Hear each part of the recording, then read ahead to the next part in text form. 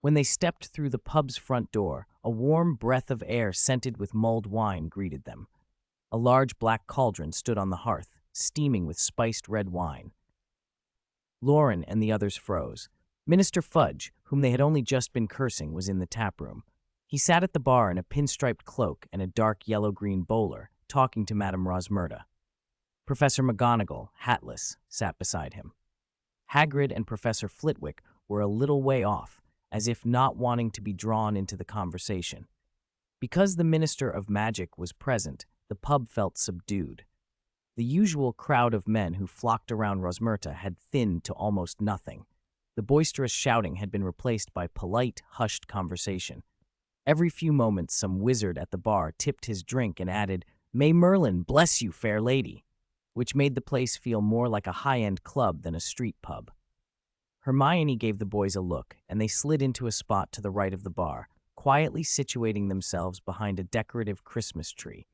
Its dense branches hid them from the professor's view. "Your red currant rum is ready, Minister," Rosmerta purred, her voice warm and soft as mulled wine. "Thank you, Rosmerta, my dear," Fudge replied in his usual oily way. "It's so good to see you. Why don't you join us for a drink, "Oh, thank you very much, Minister." Rosmerta's smile widened. "What brings you out here to this tucked-away place?" "Strictly speaking, I shouldn't tell you, but you're Rosmerta, my dear." Fudge smiled, took off his bowler and put it beside him, glanced around as if checking for eavesdroppers, and lowered his voice. "What else could it be but Bellatrix Lestrange? You've heard that madwoman and Pettigrew once appeared in poor Flume's shop. He was terrified. But didn't Peter already receive the Dementor's kiss? And I heard Madame Lestrange has been prowling near Gringotts in Diagon Alley." Rosmerta's eyes looked solicitous. "Do you know Dementors patrol my pub every night? They're scaring away my customers. It's terrible for business, Minister." "Rosmerta, my dear, I don't care for them either," Fudge said, a little uncomfortably. His face was flushed, perhaps the fire and the rum, and he loosened his cloak and drained his glass. "Look, my dear, I can't pull the Dementors back. There are reasons I can't say. What we need is to lower her guard so that Death Eater doesn't suspect." He leaned closer. "I'll tell you, the Wizengamot has negotiated with the goblins at Gringotts. We'll be opening the Lestrange family vault over Christmas. Dumbledore will be there to witness it. And more importantly," Fudge added, raising his voice a touch, "we intend to capture her at Christmas. Dumbledore has promised me that professors from Hogwarts will assist the Aurors." "Minister," Professor McGonagall's voice cut in sharply. "Must you say this here?" Fudge's face went tight for a moment, then redder still. He scowled at McGonagall. His temple throbbed, but he said nothing. Rosmerta promptly topped up his glass and, with a bright smile and a few soft words, coaxed him back into good humor. After 2 more drinks, Fudge put his bowler back on, pulled his cloak about him, and left with a complacent smile. The other professors finished their drinks and stood to go as well. "Did you hear that?" Hermione whispered after she relaxed her furtive watch. "Fudge said they're going to capture Bellatrix at Christmas." She looked over and saw the boys' butterbeer glasses were empty. Ron sprang up at once. "Do you want more? I'll go get drinks," he announced, cheerful as ever. "Humph," Harry muttered. Hermione shot Loren a look. "Did you even listen just now?" "Eavesdropping and drinking butterbeer aren't mutually exclusive," Loren said around another mouthful. "I heard it. Bellatrix Lestrange has been around Gringotts, and the Ministry and the professors are planning something." He had been more interested in Fudge and Rosmerta's exchange, one trying to use the Minister, the other indulging his vanity, and Rosmerta had expertly flattered Fudge into doing her bidding. "Do you think they'll catch her?" Hermione asked. "I don't think she'll be caught that easily. Nocturne Alley is right next to Diagon Alley. It's full of dark wizards, and there's Voldemort's ally inside the Ministry, remember. Why would she stay around Diagon Alley if Pettigrew failed? Why not go back to Voldemort?" Hermione mused. Harry's idle thought floated to the time Quirrell attacked Gringotts to try to steal the Philosopher's Stone, but the stone was not there anymore. "It's a Horcrux," Harry suddenly blurted out, a bright idea striking him. "She's looking for a Horcrux." Ron returned, carrying 4 butterbeers, grinning as he handed them out.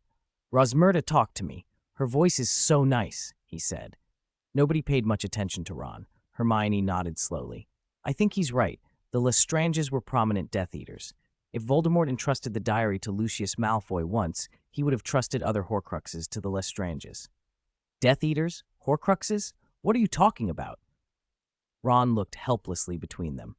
It is rather surprising that Bellatrix would keep something so important in a Gringotts vault, Harry said, blowing the foam off his butterbeer and sipping. Why would she trust goblins with a Horcrux? Hermione explained patiently. The law protects the inviolability of private property, and that's crucial to Gringotts' business.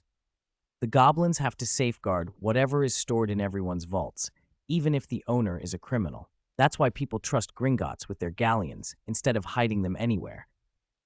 Oh, we don't have that problem at our house, Ron said with a laugh. We haven't got galleons to save, and no vault. Dad hides his secret stash in the attic. Loren detected a faint pride in Ron's tone and raised an eyebrow. I still can't get my head around it. That's a Death Eater. Harry's voice had softened. Hermione hesitated, casting a quick glance at Loren before continuing. If Sirius's vault had been confiscated when he was sent to Azkaban, would you still have received that firebolt from your godfather? But he was innocent. Harry started, then fell quiet, as if the whole web of relationships and rules was spinning in his head. Hermione fell into the kind of thoughtful silence that meant she was weighing legalities and loyalties in a way others might not follow. Loren sipped his now lukewarm butterbeer and thought of the Hufflepuff Cup. After Quirrell's attack on Gringotts, the goblins had certainly beefed up security, but whether that would stop someone determined, clever, and with help was another matter. Dumbledore must suspect a Horcrux in the Lestrange vault. With his power, he could probably get in without the goblins' cooperation, and yet Dumbledore had not done anything rash. Loren suspected it was Dumbledore's own restraint again, a kind of moral or psychological imprisonment that kept him from breaking the rules. Ron's eyes darted between his three friends, impatient. Come on, speak up. Why are you all so quiet? Time seemed to snap forward, and the holidays arrived. Snow lay on the castle roofs in pristine drifts, like powdered sugar on a great cake. Frost made the branches of the forbidden forest glitter. Inside the castle, Christmas decorations had gone up as before. Thick garlands of holly and mistletoe hung along the corridors, and tiny lights winked from every suit of armor. Hagrid had dragged a dozen large trees into the great hall, and Professor Flitwick had bedecked them with glittering stars.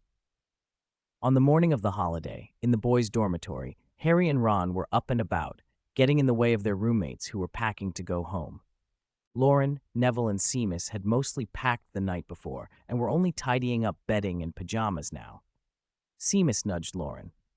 Is your animagus potion not working anymore? Loren looked out at the falling snow. Judging by the temperature, there won't be any thunderstorms with lightning at Hogwarts for several months. Makes sense, Seamus said. Neville swung around. Seamus, do you want any mandrake leaves? I could buy some in Diagon Alley and send them by owl? No thanks, Seamus smiled. You forgot, Dean and I aren't registered for that class. Oh right, sorry. No worries, animagus is too hard. We thought about it and gave up. I'll stick to learning the blasting curse. Loren remembered something and said to Neville in a low tone, I'd advise you to stay away from Diagon Alley over the holidays, especially Gringotts. Neville's face went pale. Why? Just stay away. Loren didn't explain more. The Longbottoms were well known in Auror circles now. During a planned operation in Diagon Alley aimed at Bellatrix Lestrange, they would certainly have channels of information and would be likely to restrict Neville's movements until after the capture. The three of them hauled their empty trunks downstairs, passing students coming and going in the common room. A few had help from storage charms and scales and were therefore more relaxed. Hermione waited by the sofa. Neville and Seamus slipped ahead discreetly. Loren reached into the owl cage and cupped the small spectacled owl's downy chest. Hanch, are you coming on the train with us, or flying home by yourself? The little owl pushed his face away with a wing, chirped, and hopped onto the handle of Hermione's trunk. Hanch is so good, Loren cooed, then picked up a large, fluffy ginger cushion on the sofa. Crookshanks, who lay across it, put up his front paws in a mild protest. Loren pushed them aside and rubbed the cat's soft belly. "Crookshanks, are you coming on the train or staying for Christmas at school?" he asked. The cat, with a look almost human in its resignation, flopped onto the floor and curled at Loren's feet. "Crookshanks is such a good cat," he chuckled. He leaned toward Hermione and stroked her hair. "Hermione, are you going to?" Before he could finish, Hermione pushed him away, rolled her eyes, and shouldered her trunk toward the common room exit. "Sigh," Loren muttered, watching her go. Hermione really isn't very good at this. 3:42, late 1993. In the Great Hall, Harry and Ron, still in their pajamas, sat at the long table, listlessly playing wizard's chess and watching the younger students file past the doors, trunks clattering as they went. Now and then a familiar face would come back in to say goodbye. "Let's play a game of exploding snap," Harry said, resigned, seeing he was about to be checkmated. "Or gobstones. At least that might interest you more, Ron." Ron's eyebrows drooped. "Exploding snap, then." "Hey, Harry, little Ronnie." George and Fred's twin voices carried over the crowd. The two of them were weaving toward the Gryffindor table, dragging their trunks. "I've told you 100 times. I'm a third year now. Don't call me little Ronnie." Ron scowled. "All right, little Ronnie," George teased. "No problem, little Ronnie," Fred echoed. Harry fought back a laugh. "Is everything all right? Why haven't you caught the express yet?" he asked. "We came to put you in the holiday spirit before we left," Fred said, winking. The twins moved closer to the Christmas tree so the first years in the corridor couldn't see. George produced a square, very worn piece of parchment from his robes and grinned. "What's this?" "This, Harry, is the secret to our success," Fred said. Loren was coming down the stairs behind Hermione, trunk in his left hand and Hanch's cage in his right. He had tried to carry Crookshanks, but the cat had learned bad habits from its owner and refused to be held. The instant the paws hit the stair, Crookshanks blurred into a streak between feet and scampered ahead to wait at the bottom. While they paused for the stairs to clear, Loren jabbed a finger at the cat. "If someone steps on that thing, it'll scream like mad." Hermione pursed her lips. "Crookshanks has Kneasel blood. Even if the entire school held a dance on the stairs, he wouldn't get stepped on." "Can Kneasels dance?" Loren asked, raising an eyebrow. "No," Hermione said flatly. They reached the side door of the Great Hall and saw Harry and Ron bent over a parchment, completely absorbed. Harry and Ron looked up as Loren and Hermione entered, guilty expressions already forming on their faces. "So it's the Marauders map," Loren said, glancing down at the parchment. "George and Fred gave this to you?" Harry was still staring at the name Prongs on the map. He nodded automatically, then snapped to attention and scowled. "You didn't tell me." "Me neither," Ron added. "That's not fair." "I thought I did," Loren said, scratching his head. "I could have sworn I told you. This cold's making my brain freeze." Harry gave him a wounded look, as if he'd been betrayed. Loren laughed, shrugging. "It's getting late and we've got to catch the train, so no more chit-chat. Merry Christmas, Harry, Ron. See you next term." "Merry Christmas," Hermione echoed dutifully. Harry squinted at them. "You too, Hermione. You knew about this, didn't you?" "The train's leaving," Hermione said. "We're in a hurry. Goodbye, Harry. Goodbye, Ron." "Bye." Loren watched the twins, more guilty than they looked, walk away and silently vowed to quiz them about the map next term. They found an empty compartment on the Hogwarts Express. Hanch's cage went on the little table. Crookshanks curled in Loren's lap like a warm, indifferent hand warmer. As the train slid away from the station, Loren peered out and murmured, "I think this is the first time I've taken the train home from school." Hermione thought back over the past 2 years. At the end of their first year, Loren had stayed at school and Dumbledore had sent him home. In their second year, they'd stayed and returned by apparition. "It's just you," she said. "Not us."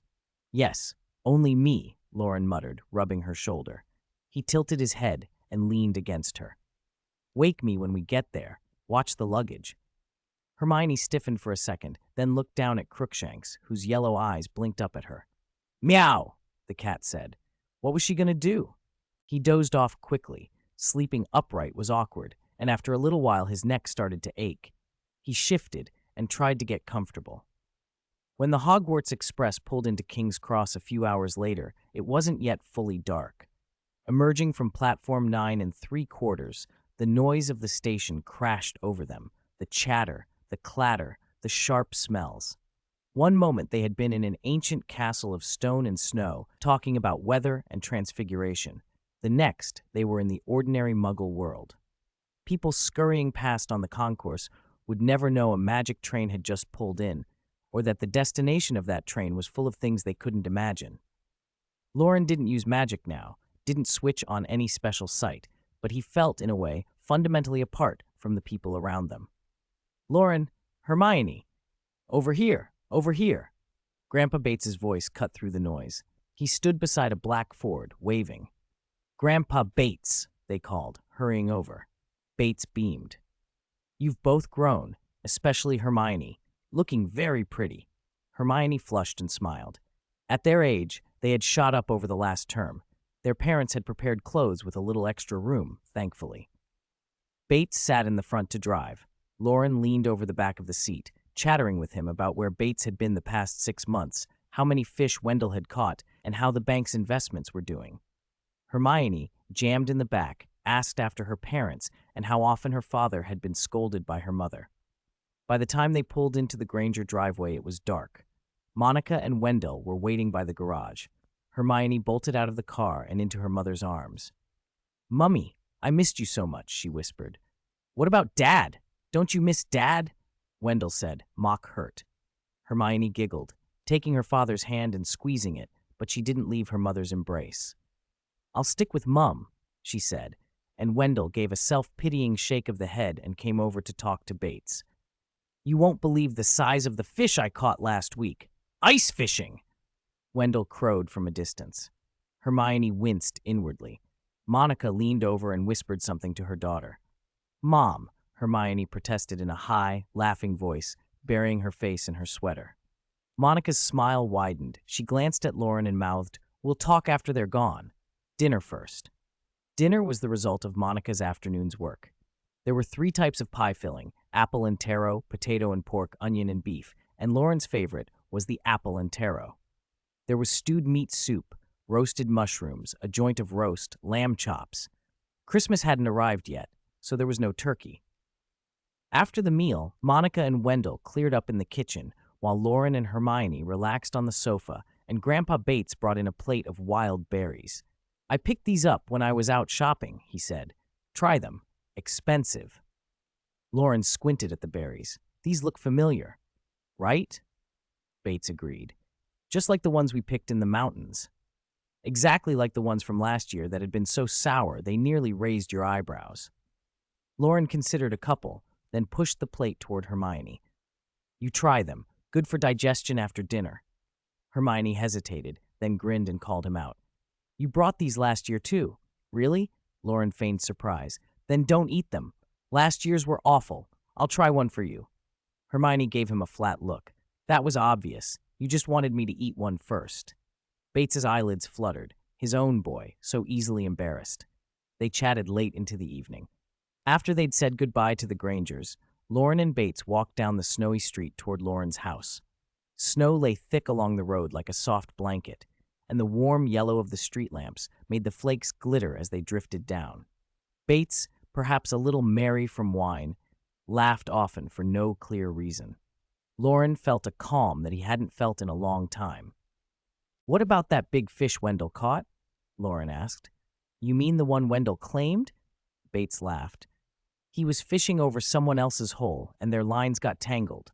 When they hauled in, Wendell happened to be there and paid them 12 galleons so he could count the fish as his."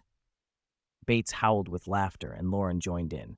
As Christmas drew near, Bates was constantly moving decorations and food between the mall and his house. His living room was decked in ribbons, and a small tree twinkled with fairy lights.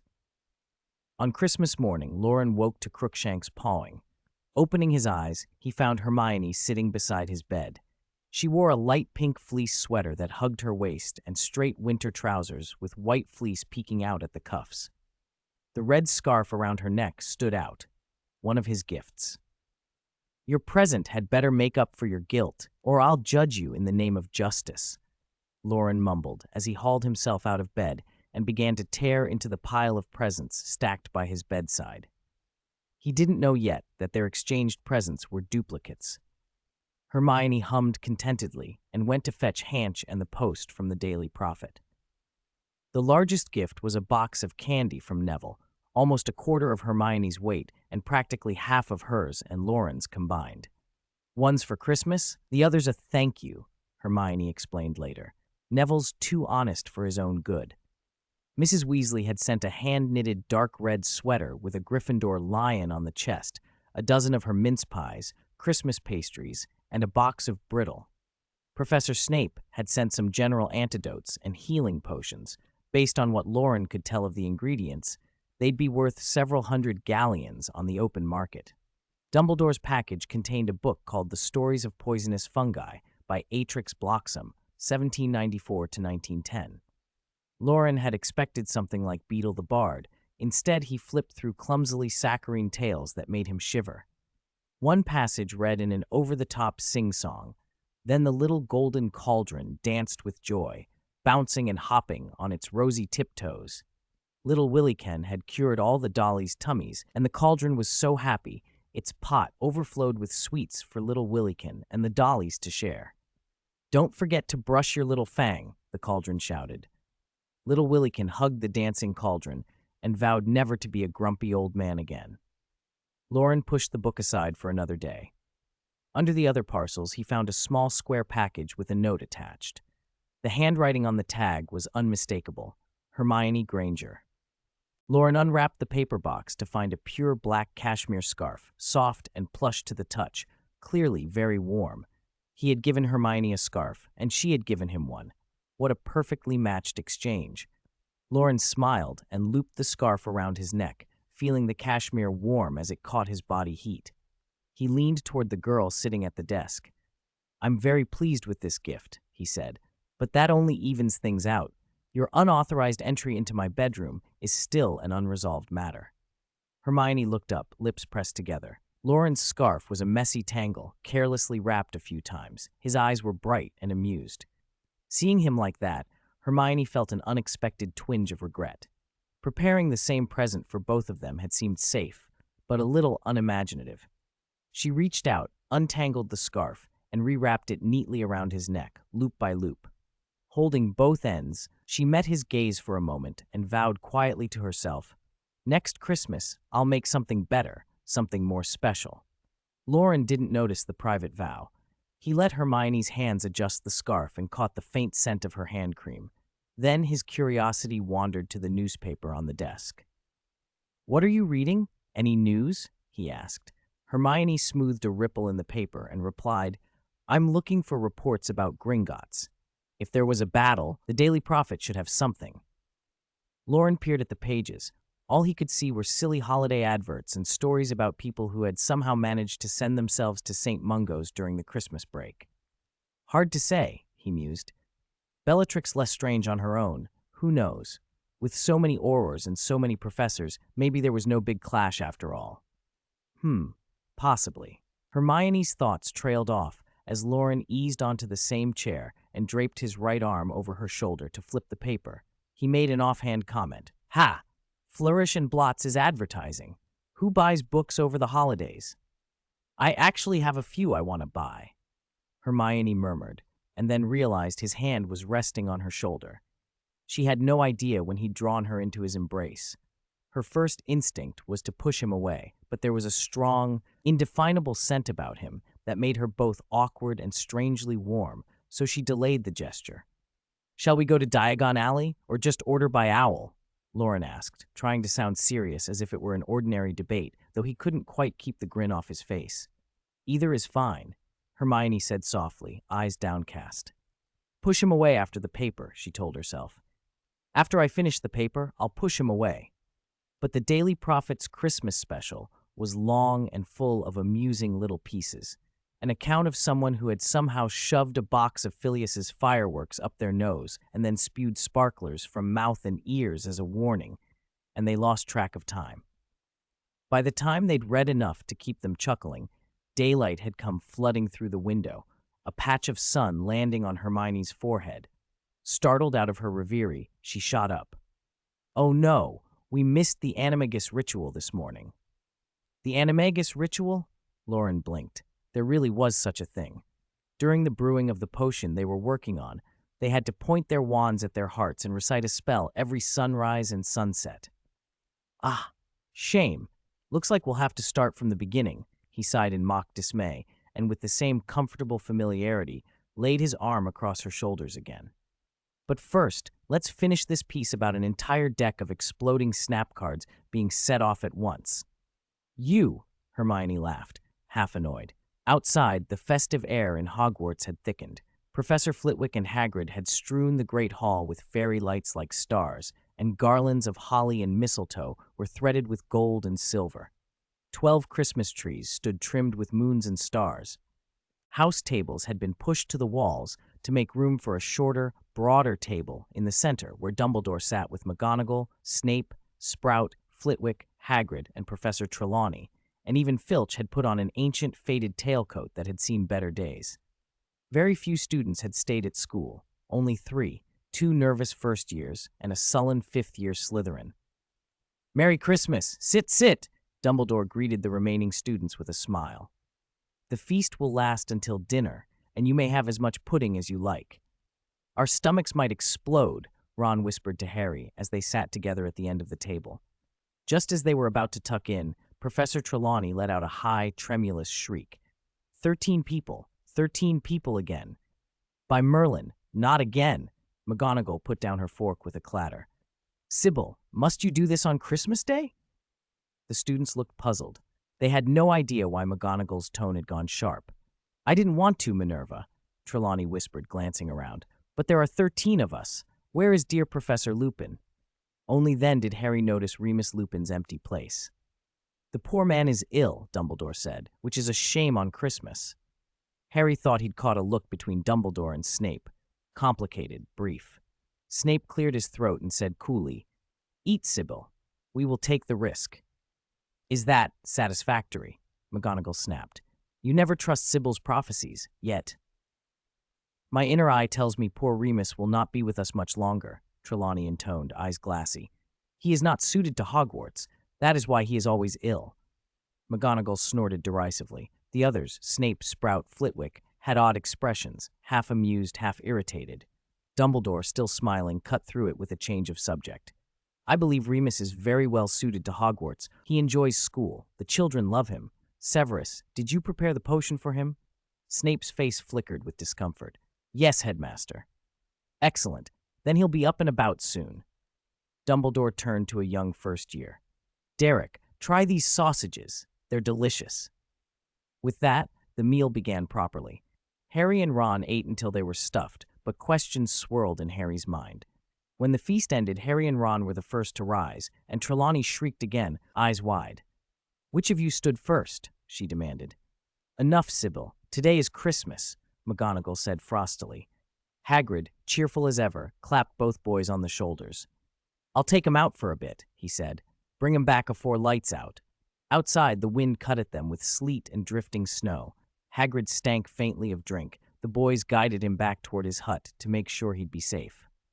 On the walk, Harry asked, "Hagrid, what does she mean about 13 people?" Hagrid belched and shrugged. "She's always said the first person up at a table of 13 is the one who'll die first. It's daft, like Minerva says. It's no prophecy." Harry and Ron laughed it off, but Harry kept thinking of Snape's look at the feast, the discomfort when Lupin was mentioned. Snape had prepared the potion. Could he? The idea pricked at Harry's mind. "Hagrid, do you know what's wrong with Professor Lupin?" Harry asked, lowering his voice.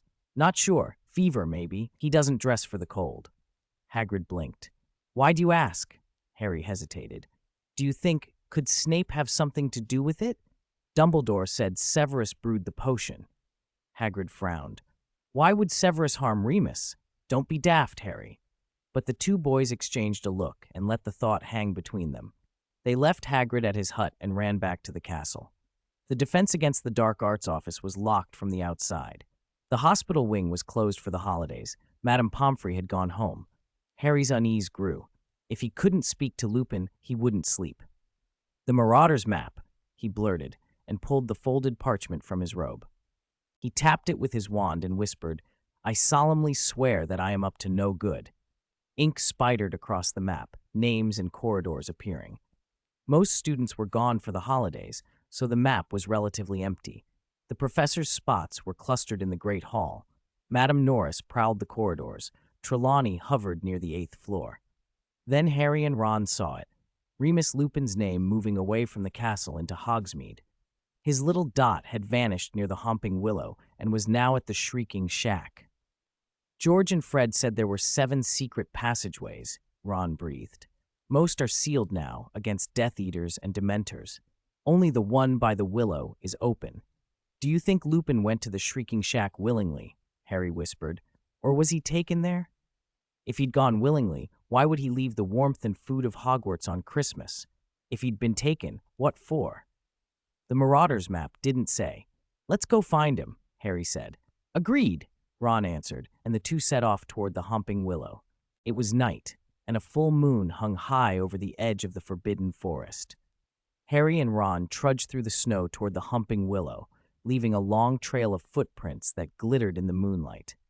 Honestly, this has been the most exhausting Christmas I've ever had, Ron panted, white breath steaming and quickly dissipating into the cold air. The Christmas holidays the past 2 years weren't exactly easy either, Harry said, studying the Marauders map spread open in his hand. First year it was Quirrell, last year the Basilisk. Ron's voice trailed off. He turned his face away from the topic and leaned over to look at the map with Harry. Moony? What does that mean? When did Professor Lupin become Moony? On the old, yellowed parchment, the small black dot that had previously marked Remus Lupin now read Moony. Harry looked up at the perfectly round moon, equally puzzled. Moony's Lupin's nickname, Dad's Prongs, Sirius is Padfoot, and the last one is Wormtail. So the map ending up in your possession means it's finally returned to its rightful owner, right? Harry pursed his lips and didn't answer. Following the map's guidance, the two headed straight for the Homping Willow. The tree wasn't far, about halfway to Hagrid's hut. From the castle you crossed the open ground, took the path between the greenhouses and the vegetable patch, and there it was. All the leaves had fallen the night before the first snowfall, leaving the branches bare. Unlike the other trees at the forest's edge, no snow gathered on the willow's limbs. As Harry and Ron reached its base, they caught it in the act of shaking the last of the snow from its branches. The long, hard arms vibrated rapidly, whipping through the air with a whistling, rustling sound, and clumps of snow shattered into powder as they hit the ground. Ron shivered. Whether from the cold or from fear, it was hard to tell. Quick, check the map and see how to deal with it. I don't fancy being beaten into a pulp. I remember Lupin and Professor McGonagall both saying there's a knot on the Homping Willow, Harry said, comparing the tree to the drawing on the map. To their surprise, the small black dot marking Harry on the map changed into a tiny figure. The figure walked a few steps to the simply drawn willow, jumped up, and patted a knot on one of its branches. They looked from the map to the actual swinging branches and fell silent at the same time. We didn't come at a good time, did we? Ron muttered. If we'd come while it was resting, we might have got through. Harry sighed in disappointment. Just as they were at a loss, Ron pulled out his wand. He cast a levitation charm on a small pebble beside the tree, guided it through the snake-like sweep of branches, and pressed it against the knot the map had shown. Instantly, the willow froze, as if turned to stone. Nice work, Ron, Harry cried, relief making him grin. Ron's face lit up with triumphant satisfaction. I knew it would work, just like Quidditch. Within seconds, they rushed to the base of the tree and squeezed into the dark hole. Back in the Great Hall, the long tables had emptied as students filtered out after Harry and the others left. Professors exchanged curt goodnights. McGonagall and Sybil Trelawney had parted on bad terms, and only Dumbledore and Snape remained. The festive lights still glowed, but now the hall felt a little desolate. Crackers, Dumbledore said cheerfully, offering a long silver cracker to Snape. Snape gave him a faint look. He hadn't indulged in such childish things since his 3rd year, but for the sake of the holiday, he obliged. They both pulled. Bang! The cracker exploded with a noise like a cannon. A large pointed witch's hat, topped with a stuffed vulture, tumbled out. Snape turned his head away in disgust, but Dumbledore didn't mind at all. He smiled and perched the hat jauntily on his head as the vulture wobbled. How interesting, Dumbledore said. We were first to leave that 13-person banquet in the summer, and now we're the last to remain. What do you say, Severus? Dumbledore tipped his head and made the vulture sway. Snape pursed his lips and said quietly, slowly, I didn't poison him. I merely adjusted the wolfsbane potion formula. Although he didn't say Lupin's name outright, both men knew who he meant. Dumbledore toyed with the vulture and said lightly, Of course, Severus. I trust you more than I trust myself. Snape hesitated, then went on, Perhaps you should go check on those two. Don't tell me you didn't notice. They went out again shortly after coming back inside. Oh, Severus, it's the holiday, Dumbledore said. I hope you still say that when that fellow's identity is exposed, Snape replied with thinly veiled scorn. If those two discover that our mild-mannered defense against the dark arts professor is a werewolf, given his temperament, he likely won't be able to remain at the school. I know, Severus. Dumbledore's eyes grew soft. But I also believe that if Remus entrusts his secret here, it's like planting a seed. When he wanders again, he will not be lost. Why not Morgan and Granger? Snape asked. Dumbledore only smiled mysteriously, the stuffed vulture bobbing. Perhaps Harry can't brew the wolfsbane potion, and Ron wouldn't care about a werewolf's living conditions. Snape frowned and said no more. Chomp, crunch, crunch. As soon as Harry and Ron emerged from the tunnel, an eerie sound came from the attic overhead. Ron stiffened, trembling. Do you think that sound is like a ferocious beast gnawing on a body? Professor Lupin, he hasn't been killed, has he?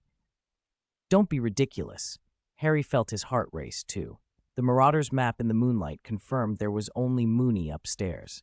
Both of them grew even more nervous. They pulled on the invisibility cloak and crept up the stairs. At the dining table, the source of the noises was revealed.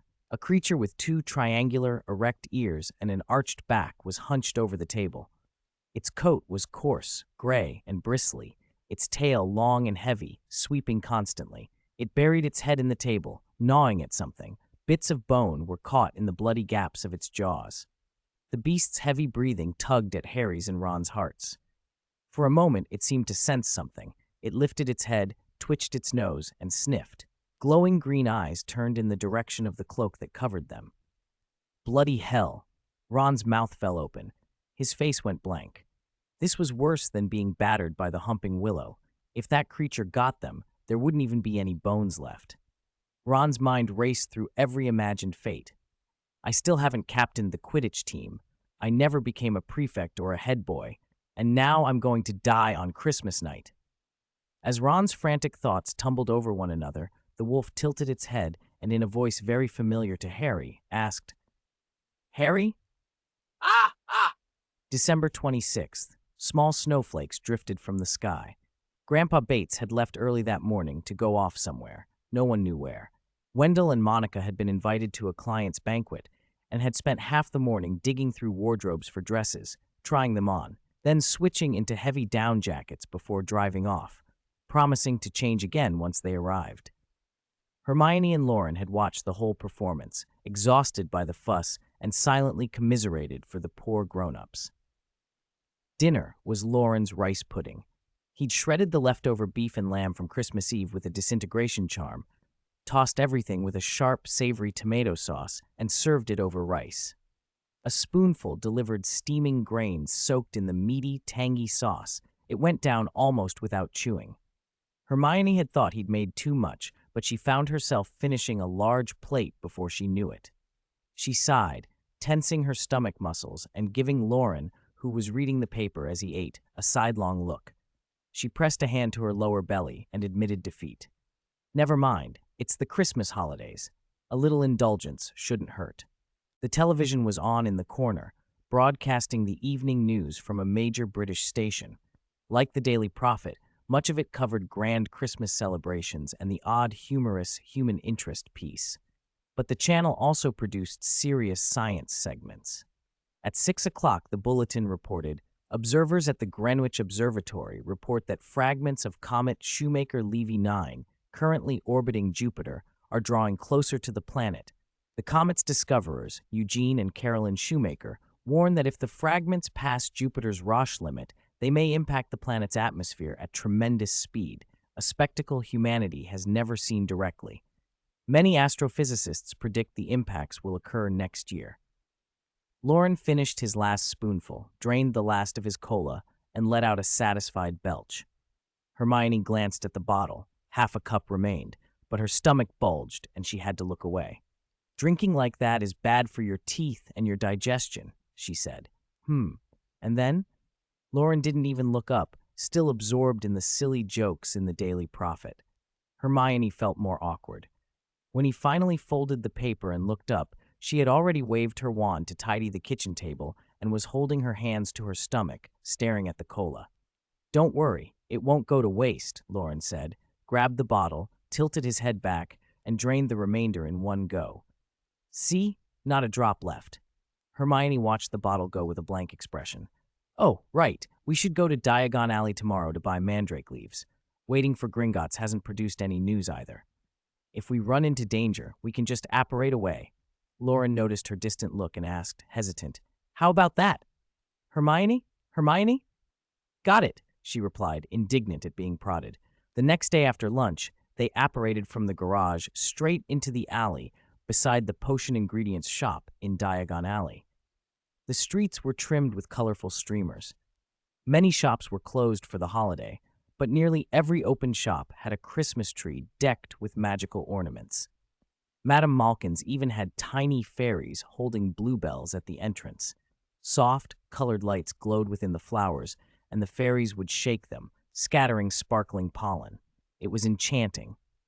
The potion ingredients shop sign was grimy. Loren squinted until he could just make out slug jiggers through the black stains. Inside, the apothecary smelled of rotten eggs and decayed vegetables. Barrels of viscous substances lined the floor. Shelves held jars of powders and dried herbs, and bundles of feathers, fangs, and claws hung from the ceiling. They bought 10 mandrake leaves as quickly as they could and dashed back out for the fresh air. Cold rushed into their noses. Loren cupped his face and grinned. "No, my nose has suffered a magic attack." Hermione laughed, despite her own icy nose. "Let's find somewhere warm to drink something. How about butterbeer at the Leaky Cauldron?" "Agreed." They stepped into the pub, still shaking snow from their cloaks, and saw familiar figures, 3 professors, seated at a little table in the right-hand corner. "Your violet water," Tom, the pub owner, said, passing a shallow champagne glass to one of them and only breathing out once it sat steady. Merlin above Minerva, even ghosts wouldn't know how hard it is to find a clean glass for violet water in my pub. Professor McGonagall chuckled. "I knew you could do it." Yes, Tom beamed and turned to Professor Flitwick. "And you, Phileas, what would you like?" "A soda with ice and parasol cherry syrup, thank you," Flitwick said cheerfully. Tom feigned outrage. "What? No, the Leaky Cauldron doesn't serve that," he put on a mock stern face. "If you ask me, how about a pint of Gamp's old socializing brew?" Even Snape, trying to keep a straight face, couldn't help the faint twitch at the corner of his mouth. A little aside on that drink. After the International Confederation of Wizards secrecy laws were enforced in 1692, the then Minister for Magic, Ulick Gamp, designated the Leaky Cauldron as an exception, a refuge where members of the magical community could take shelter. He insisted on heavy concealment charms and proper conduct, but Gamp understood that wizards often needed a place to unwind. He allowed the pub's owner to provide backdoor access to Diagon Alley to protect the shops there. In gratitude, the owner brewed a special drink, Gamp's old socializing brew. It was notoriously foul. No one could drink a full pint of it, not even for a reward of 100 galleons. 345. Time flies. Loren and Hermione exchanged glances, eyes bright with excitement as their thoughts raced. From what they'd overheard at the Three Broomsticks, the Ministry of Magic had asked the professors to help apprehend Bellatrix Lestrange over the Christmas holiday. The presence of the professors here tonight could only mean both of them lowered their heads and crept closer to the professor's table. There were only 2 other tables occupied in the right corner of the Leaky Cauldron. It was a risky spot for eavesdroppers, but over the din of the pub, the professors didn't seem to have noticed them. Loren bought 2 butterbeers from a passing waitress. The 2 of them sat with their backs to the group and listened intently. Old Tom and Professor Flitwick, after a modest exchange, had decided on 2 pints of mead in place of whatever soda water had been intended. After offering the professor's Christmas greetings, the owner politely withdrew. Professor Flitwick took a small sip, smacked his lips, and in his high, fluttering voice said, "That Mrs. Lestrange is certainly patient, isn't she, Minerva Severus? I expected her to make a move on Christmas Eve, what with everyone thinking that would be the most unguarded time." "That would have been the best time for us to catch her," Snape replied dryly. But who knows what the Ministry was thinking, pulling the Dementors back that afternoon. Even if she had a troll's brain, seeing Dementors like dark clouds hovering over the street, she wouldn't be daft enough to strike at Gringotts then. "Don't say that, Severus." Flitwick, clearly enjoying the mead, took a large gulp and sighed happily. "Because of that, our Christmas Eve was relatively peaceful, wasn't it?" "Indeed," McGonagall agreed, swirling the violet liquid in her glass. "And what's important is today is the deadline. If Mrs. Lestrange doesn't show, the Ministry will open the Lestrange family vault in the presence of the Wizengamot and Hogwarts. Whatever you-know-who wants in that vault. After today, she won't have to worry about it anymore." "That is news worth celebrating," Flitwick laughed. They raised their glasses. When McGonagall put hers down, she brought up another matter. "While we're involved, I plan to open a vault at Gringotts in Hogwarts' name to store some of the school's items." "Why bother?" Flitwick asked, puzzled. "Hogwarts has plenty of rooms to store things." "Of course I agree, Phileas, if it were Hogwarts property," McGonagall said, and then produced a delicate golden chain from her pocket. Attached to it was a small hourglass filled with fine, glittering golden sand. Snape raised an eyebrow. "A time-turner? I thought you'd returned it to the Ministry." "Oh, not yet," McGonagall said. "I applied for a full year's use for Miss Granger." Loren glanced at Hermione. Hermione looked up, a smear of frothy beer on her lip. "I intend to store it in a Gringotts vault," McGonagall went on, twirling the hourglass. "So in future, when applying for time-turners for other students, we can simply retrieve them from Gringotts." "What's the difference from before?" Flitwick asked, still not quite following. "No more dealing directly with the Ministry," McGonagall said. Snape took a slow sip of mead and commented nonchalantly, "In a few decades, after several more ministers have come and gone, that time-turner will effectively become Hogwarts property." Hermione's eyes widened at this. McGonagall's plan carried a subtle cleverness that surprised her. Snape lifted his glass to McGonagall. "To Minerva, competent deputy headmistress," he said. "That sounds dangerously like an insinuation that Headmaster Dumbledore isn't competent," Flitwick muttered, and they all smiled. After returning Snape's toast, McGonagall suddenly addressed him directly. "Severus, for this mission, the Ministry and Headmaster Dumbledore only specified Phileas and me. You didn't have to come. Why volunteer? Is there something you need?" Flitwick looked at him with interest, too. Snape had a past that made people wary. Any association with a notorious Death Eater could bring trouble. Snape was silent for a moment, then said quietly, "I happen to have a batch of potions I wanted to convert into experimental materials." He reached into his robes and spread a small cloth bag across the table. It looked like a diversion. Flitwick inspected the contents with professional curiosity, but McGonagall studied him more closely. "Blood replenishing potion, euphoria elixir, calming draught," Flitwick began, then blinked. "And draught of living death, veritaserum, polyjuice potion." "Severus, aren't these illegal?" Snape nodded in an offhand way. "So long as the profit's there, goblins will not complain." Flitwick, part goblin himself, didn't see the moral problem. He examined the vials with interest. Then his gaze fell on a small object in the bag, a white bone knife. It was no longer than 2 fingers, carved from a basilisk rib ground smooth to an ivory sheen. The carving was rough, unpolished, with a stark, primitive beauty. Most unsettling of all, the blade held a dusting of crimson powder that glittered with tiny crystalline points under the lamplight. Snape's expression darkened. A bone knife and Philosopher's stone powder, he cursed himself inwardly. It was Dumbledore's fault for keeping him talking late the night before, and for the shrieking shack business the next day. Fatigued and distracted as he'd packed, he'd shoved the thing into his bag without thinking. He picked up the bone knife, about to explain when suddenly, boom, a thunderous explosion ripped through the leaky cauldron. A a monstrous wave of air swept past, and the bone knife jerked from his fingers. In the stunned silence that followed, the basilisk bones struck the bottom of McGonagall's golden hourglass. The fragile glass splintered, and the crimson powder scattered, propelled by the impact. The crimson dust fell into the broken opening and mingled with the fine golden sand. For a heartbeat, Loren's vision captured the image, crimson fire spilling into a river of liquid gold, the two colors meeting and quietly dissolving into one another. The powder disappeared into the sands. The force of the blast sent the hourglass tumbling off the table. It flew through the smoky air, spinning and glinting, turning over and over as it fell. In less than a breath, Loren felt the golden hourglass reverse dozens of times. An invisible wave rolled over the right side of the bar, and something unspeakable cut them off from the outside world. The aftershocks of the explosion, the air current that had brushed the walls, cracking and knocking them down, the gust that had overturned tables and chairs, flung a middle-aged witch in a pointed wizard's hat aside at the door, and toppled a strange wizard hidden under a wide cloak, vanished. So did their screams, Old Tom's curses, the noisy auror, and the pedestrians outside.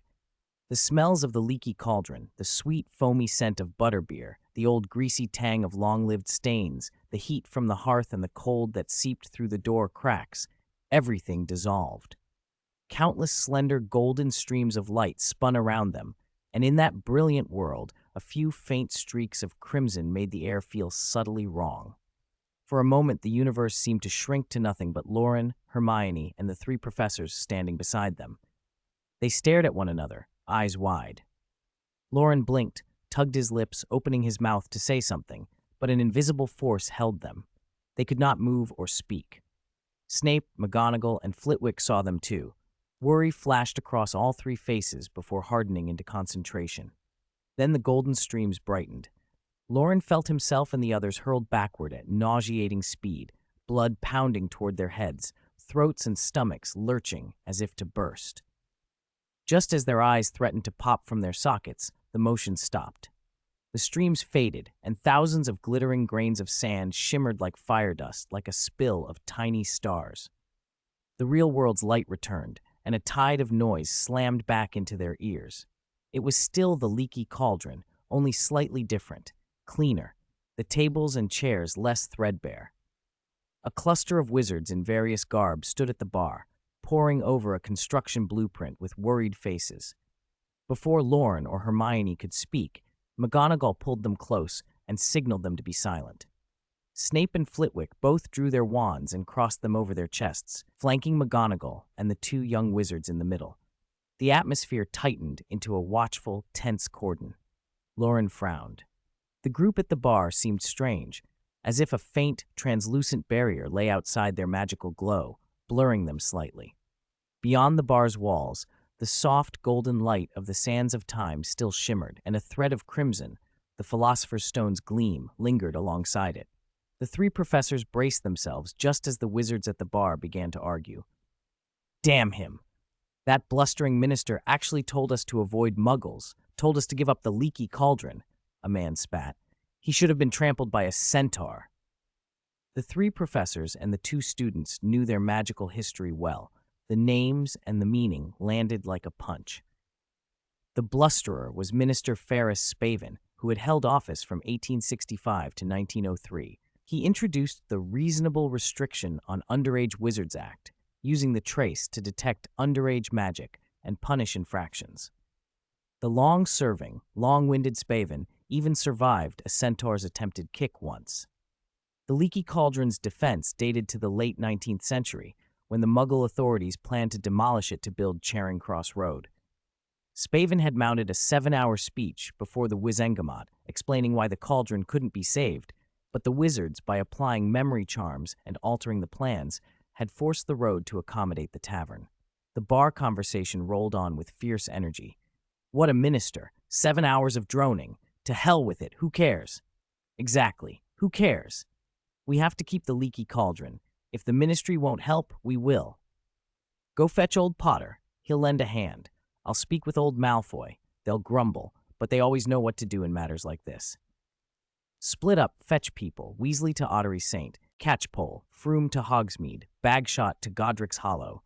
Come on, lads, our place can't be taken. Let's act. After this, I want 10 pints of Gamp's Old Social Ale. I'll remember that. Laughter and a rising chorus of agreement filled the room. They dispersed noisily toward the doors. The professors braced for a fight. Then the wizards walked straight through Loren and the others as if they were not there, as if Loren, Hermione, and the professors were transparent ghosts. The wizards streamed out, scattering across the street to gather allies. Just as McGonagall opened her mouth to speak, the golden streams swallowed them again, and they were flung backward once more. When the lights stopped this time, they found themselves in a smaller, softer-lit bar. The decor was plain and practical, few bottles behind the counter, bare candelabras and torches on the walls. Patrons of every sort mingled, wizards in robes and strange hats, men in double-breasted overcoats, farmers in coarse tunics. Wizards talked magic and Quidditch, muggles argued about suburban horse races and the latest theater performances, and everything felt impossibly ordinary. A woman in a brown cloth dress moved through the room, serving drinks. A man in a rough tunic took his beer and laughed at her. "Daisy, you off to the races tomorrow? I heard there'll be royal steeds." "No, I've got to stay and clean the tavern," she answered. "That's hard work. No wonder your place is the cleanest around." Nearby, someone called out, "Dotteridge girl, don't get too close to that muggle. Mind yourself." "Mind your own business," Daisy snapped. The man in the rough tunic muttered, "Muggle? What's a muggle? The place is fine, just the guests are odd." A wizard in a pointed hat patted him. "Maybe he's too drunk, full of dragon dung." "Dragon dung? Ha ha ha, good one." Loren and the others watched, still aware that the scene was an illusion, yet oddly moved by the ease with which muggles and wizards shared the room. Daisy Dotteridge crossed the floor toward them, a gentle smile on her face, and asked, "What can I get you, sirs?" The bar was decorated in an old, ornate style. Crude kerosene lamps and candles burned, giving off a faint, acrid tang, but the complex, fermented scent from the pine barrels behind the counter mostly masked it, a mingling of bitter, sweet, and faintly sour notes. Muggles and wizards stood and sat scattered about, the room a constant din of loud chatter and the crisp clink of glass.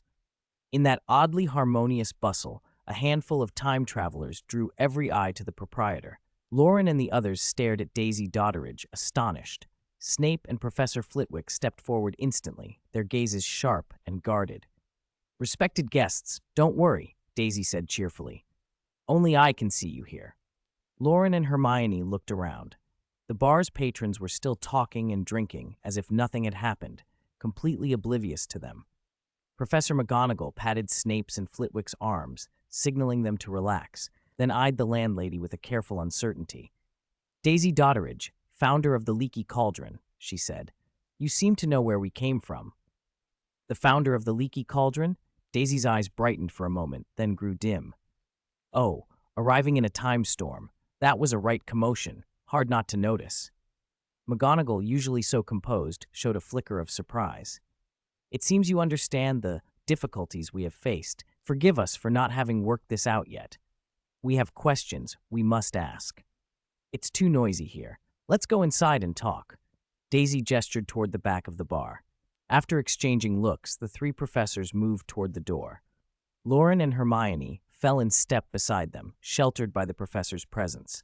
They had seen this place before, the brick wall in the small courtyard behind the Leaky Cauldron that served as the gateway to the wizarding world. Young Muggleborns remembered it clearly. McGonagall herself had welcomed many a first year there. But this Leaky Cauldron, established in the early 16th century, was not yet the familiar inn they knew.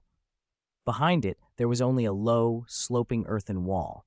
Under a straw shelter propped up with sticks were stacked empty wine barrels and discarded tables and chairs. Mottled white and green crystal lampshades held small, steady flames that gave a pale light. Daisy didn't draw a wand. She waved a hand, and several whole tables and chairs hopped out of the darkness, forming a makeshift long table. She sat first, summoned wooden goblets and a pot of mead, poured for everyone, and took a sip, closing her eyes in contentment. "Please sit," she said softly. "Do you stack barrels here in your time, too?"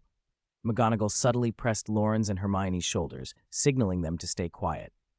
"Miss Dotteridge," she said, Forgive us, but we mustn't reveal anything about the future. That could be dangerous." "How stiff," Daisy grumbled.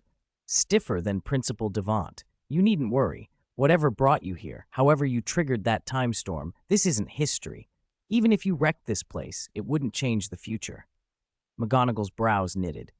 "What do you mean by that?" Daisy pressed her hands to her temples, a pained expression crossing her face. "It's complicated. To put it simply, time's not one continuous stream. Someone used the sands of time from an hourglass to perform a ritual, and it separated this day from the rest of the river of time." "Separated?" McGonagall repeated. "Yes, separated." Daisy looked down into her wooden cup. The mead, brewed with crude 16th century methods, was cloudy with small unidentifiable particles drifting in it. Her voice, quiet and almost weary, carried no theatrics. "You know the undetectable extension charm, right? It creates a private, portable space. The point of that ritual was to make a private time, an isolated day that doesn't affect the real world." Daisy's words sent a tremor through the professor's minds. To pull a single day out of the stream of time and hold it apart, that was staggering. Loren felt a chill. Private time? That sounded more like a private prison. The same day repeating over and over until even the happiest memory grew dull, until it could drive someone mad.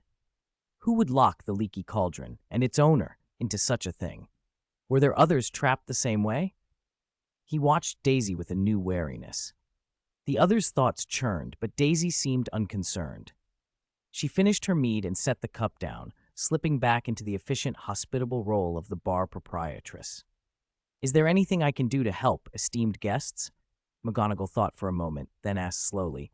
"We want to return to our own time, Miss Dodderidge. Can you help us?" "That's easy enough. Normally, the sands of time can't even trigger or sustain a time storm. If you can burn off the excess magic, you can go back." "Sands of time? Excess magic?" McGonagall echoed. She remembered, in their real time, the hourglass case on the time-turner had been shattered by a bone knife, and a reddish powder had sifted into the sands through the cracks. Snape gave a slight, confirming nod. McGonagall took heart from that and pressed on. "How are we to consume this excess magic?" "Time," Daisy said simply. "Just spend it." She rose and started rummaging through the barrels as she spoke. "Go back to the time you belong to. Wait for time to pass. Let it flow past you, and once it's used up, you'll return." Confusion and astonishment passed over their faces. How could they simply wait? Would waiting be enough? "Ah, found it," Daisy called, hauling out a strangely fashioned barrel and rolling it toward them. It was a stout cask of oak planks, the joints bonded with thin silver plates and riveted, clearly goblin workmanship. It had a kind of rugged beauty that spoke of skill as much as utility. 348. Regression method. Gryffindor stole it from the Goblin King. Oh, it was a peace offering. Daisy flipped the barrel upright. The sentence carried an enormous amount of information, both appropriate and strange. The Hogwarts professors fell silent for a few seconds, finally deciding to pretend they hadn't heard it. Hermione blinked, and without a word, Loren understood what she was thinking. If Gryffindor was connected to this, could the other three founders be connected too? Coupled with the conjecture about the prison, Loren felt as if he'd glimpsed something extraordinary. Crawl in here. The barrel leads to a point in time where you once existed.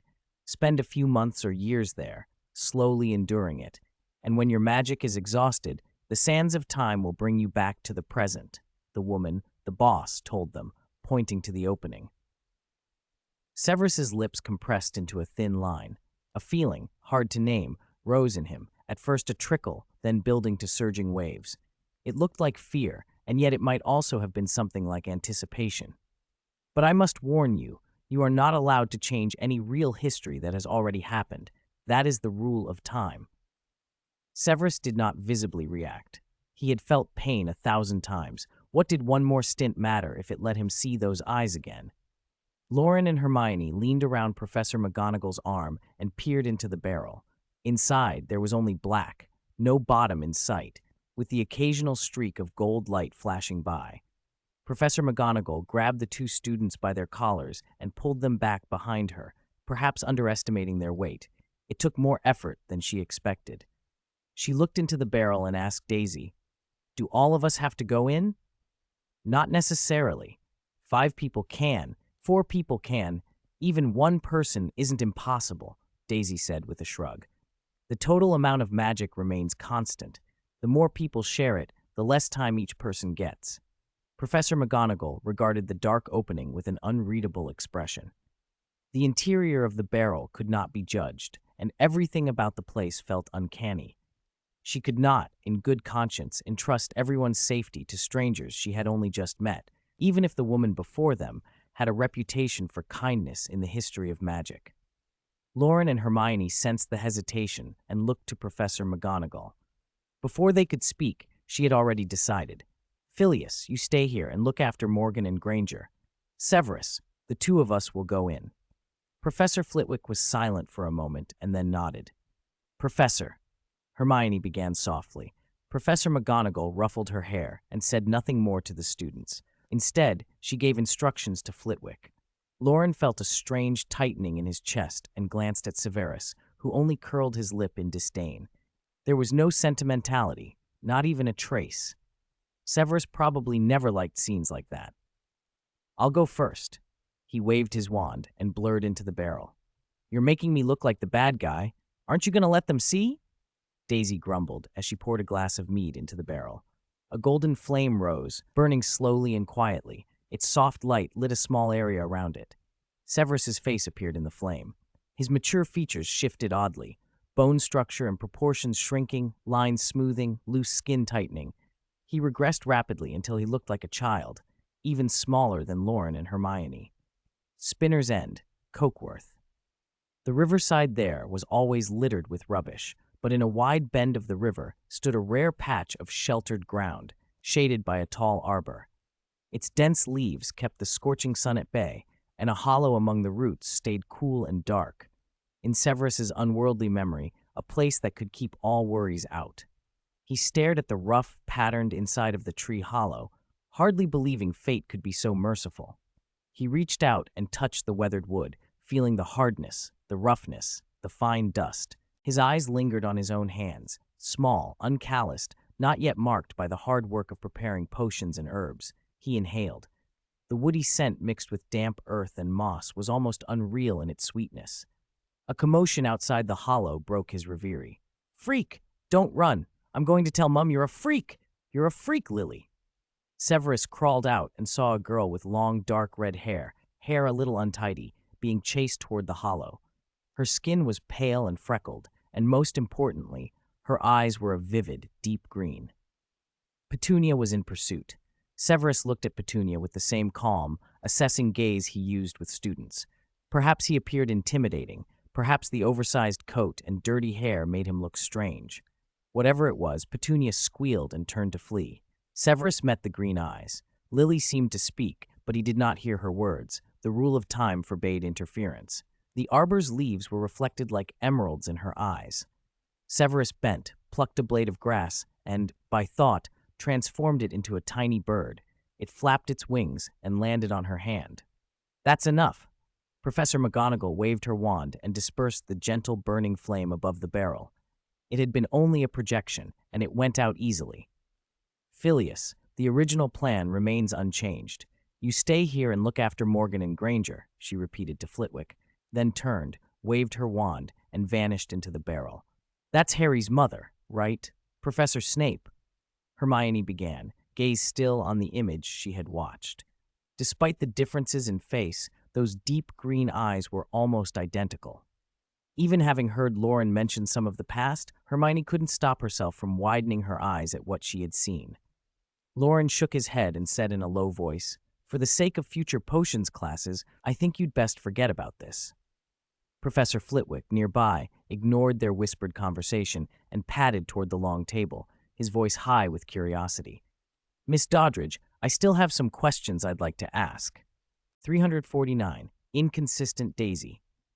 In the humble shed behind the leaky cauldron, in the early 16th century, Daisy Doddridge sat alone, pouring cup after cup of mead. She was neither thin nor heavy, just ordinary, with arms defined by long hours of work and skin the pale tone of a Celt. Even after many cups, her complexion stayed steady, never flushing. A glass lamp hung from the central wooden post, its mottled shade completely enclosed, and its flame burning without any need for air. The shed retained traces of magic. Every wooden post was the same thickness and length, the grain and knots matching perfectly as if duplicated by enchantment. Perhaps much of the tavern's front hall had been constructed the same way. Fine wines might have been plain water only hours before. Muggles who came in would never suspect how openly magic and witches and wizards were displayed. Questions? I'm not obliged to answer them. Daisy looked up and smiled at the small, goblin-blooded man across from her with an expression almost curious. Professor Phileas Flitwick, Dean of Ravenclaw, felt a headache coming on. He wasn't used to handling situations like this. He had always been someone who followed rather than led. Miss Dodderidge, he began, but the question that hovered in everyone's minds went unspoken. Why were you so cooperative with Minerva, but now you treat us differently? Is this racial discrimination? Daisy's reply was faster than Flitwick expected. An answer for an answer. If you ask me something I won't answer, drink a cup of wine instead. Professor, she wants to dull your mind with alcohol so she can get more out of you, Hermione warned as she hurried over with Loren. They sat together at the temporary long table. Daisy frowned, as if pained by the distrust, and said, as if venting, "Do you think the Leaky Cauldron in my day is some sort of den of villains? A meeting place for dark wizards?" Flitwick, a Ravenclaw who was not entirely naive, raised a hand to halt the exchange. Miss Dodderidge, we can be candid with one another without suspicion and testing. After all, as you said, this isn't true history. Daisy's smile faded and her face set serious. To show my apologies, I'll answer your questions first. Flitwick watched her closely. The lamplight caught in her eyes with no odd reflection. Nothing seemed unnatural. He nodded and asked, "There's an exit here that leads elsewhere. Why don't you leave through it? If you are curious about the future, why not use that barrel to see for yourself? I can't imagine the same day repeating thousands of times." "Because this is my day," Daisy answered softly. "Everything here is my choice. The person you see now is a consciousness born of endless repetition. If I leave, I will cease to exist." "Like a magical portrait," Loren and Hermione murmured, half understanding. Flitwick, relieved to see no malice in her, nodded slowly. "Now it's my turn. Does the Leaky Cauldron still exist in your era, and what is it like?" Daisy hesitated before responding. "It still exists. It has been expanded." Flitwick smiled. "It did go through changes. In the late 17th and the early 19th centuries, wizards united and, through extensive memory charms, altered the roads. The Leaky Cauldron was placed into a new road layout." "They hid the Leaky Cauldron from Muggles," Daisy said, her expression drifting into something more distant. The light in her eyes scattered as if she were looking at a memory. "My idea when I opened the Leaky Cauldron was for Muggles and wizards to sit together, to clink glasses even when talking about different things. I never expected—" She couldn't finish. Flitwick and the two young wizards were at a loss for how to comfort her. Then it hit them.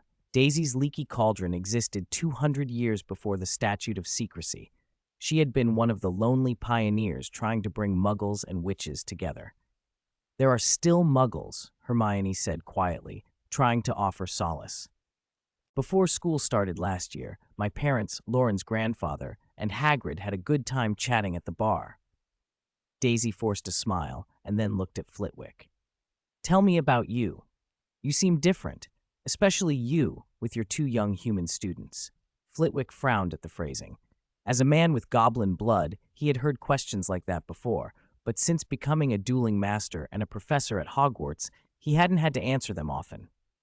Seeing Daisy so disconsolate, he gave a brief account. "I am the charms professor at Hogwarts and Dean of Ravenclaw." "So, you're a rare exception," Daisy said softly. Flitwick bristled at the word, but could not deny it and nodded. "Even after hundreds of years," she went on, voice heavy, speeding up until it almost became a lament, "the world is still the same. Wizards with wizards, muggles with muggles, goblins with goblins. Because of the Statute of Secrecy, meetings like those between unicorns and humans, stories of Merlin and King Arthur, those things will never happen again." "Miss," Flitwick began, concerned. "I'm fine." Daisy shook her head, drained her cup, refilled it, and poured for the others as well. "I just feel like this world—" She trailed off. Loren and the others understood. For someone who had believed in mingling two worlds, seeing that dream smashed must be unbearable. Flitwick lifted his cup and clinked it with hers, taking a small sip. Hermione hesitated, then spoke up, surprising herself with her confidence. Miss Dotteridge, you don't need to be discouraged. From what I see, the magical and muggle worlds will come closer together. Daisy looked at her with interest as Hermione explained, earnest and glowing. As muggle science and technology advance, their ideas flow into the magical world. Some wizards have realized that interaction is inevitable. Gellert Grindelwald and his followers were pioneers, wrong in method but forward in thought, and our headmaster Dumbledore stopped him. Later, Lord Voldemort roused many pure-blood supporters, but even among them, a portion understood this trend. I believe in the near future, muggles and witches will live together peacefully, like in your tavern. That's a beautiful vision, Daisy said, smiling, and raised her cup to Hermione. To you and your vision. Hermione blushed and took a small sip. Daisy exhaled, and the gloom drained from her face. She turned to Loren with a new expression. All right, now I can finally have a proper talk with you, Mr. Loren Morgan. The three of them froze. Since arriving here, they had not given away Loren's name. Even Professor McGonagall had used surnames only. Normally, Daisy would have no way of knowing which boy was Morgan and who was Granger. Flitwick snapped his wand from his sleeve and demanded, How do you know his name? I'm sorry, I can't tell you right now. When you wake up, I'll explain if I have the chance, Daisy replied, apologetic. Flitwick's gaze flicked to the wine on the table, and the realization hit him. He changed color as he looked at the goblets. His last thought before blacking out was that if Severus were here, Severus would surely taste the potion in the wine. Hermione swayed and collapsed onto the table. Loren reacted instantly. With a levitation charm, he froze Hermione and Flitwick mid-fall, and before thinking, cast a spell he'd used many times, shouting a piercing incantation. 3 streams of red light shot from his wand, but they did not explode as he expected. The beams froze in front of Daisy, bent and sped up into the thatched roof, passing through gaps in the straw. A muffled detonation sounded above. The spells had detonated outside the tavern. When conventional charms failed, Loren's worry turned to anger. He wrapped one arm around Hermione and began to gather scarlet flames at his wand tip, fiendfire, a terrible power, and the fire trembled with power as it built. Daisy's eyes flicked. For a moment they twitched with a mixture of fear and something like annoyance. Although she couldn't know Hogwarts' full curriculum, she sensed that a third-year accumulating fiendfire this cleanly was outrageous. "Wait!" she cried. "I mean no harm. I only made them sleep so I could talk to you." "Talk?" Loren's voice was clipped as he bent to sniff Hermione's lips. The potion's scent, the living death, was unmistakable. He frowned. The pieces didn't fit. She had evidently arranged for McGonagall and Snape to be removed, had drugged Hermione and Flitwick, and now claimed she only wanted to talk. He kept the fiendfire in check, his wand poised to unleash it in an instant. "First, who are you? What do you want? And what is this place?" Daisy exhaled in relief.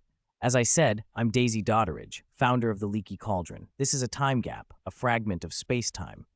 "How do you mean?" Loren asked, skeptical. "I don't know when exactly," Daisy admitted. "A great wizard cast a spell that sent a wave through space-time. This day was washed in from the river of time. It would have drifted back eventually, but another group of wizards noticed and used the sands of time to hold it here." Loren's thoughts spun with possibilities. The idea was incredible. The only certainty was that Daisy was the oddest stable element in this pocket of time, and there was no reason not to keep watching her closely. She read him and didn't push. Instead, she said, "Believe me, Mr. Morgan, if I intended you harm, I could have used far more efficient methods." Loren hesitated. Continuing to glare and hold the fiendfire at bay solved nothing. Daisy stepped forward a few careful paces, checked as she went, then moved Flitwick's limp body onto a soft hay bale. She repositioned the table and stools, but when she glanced at the young witch in Loren's arms, she made no other move. Her hands were steady and innocent, and Loren felt the tension in him ease. He sat Hermione on a stool, letting her lean on the table, and waited, then finally asked slowly, "Why me? I'm just an ordinary third year. Why do you want to talk to me?" "Put that aside for now," Daisy said, watching him closely. When he gave no objection, she continued, "Do you know about pureblood families?" Before Loren could answer, she carried on. "The idea of pureblood has been around for a long time, but the purebloods I know aren't the same as the ones in your era. If they were, Merlin wouldn't have thrown those men in here. 350. Older than any history you know. Older than any history you know. Merlin? Those guys!" Loren's voice rose. He had the feeling something extraordinary was coming. Thanks to developments in very ancient magic.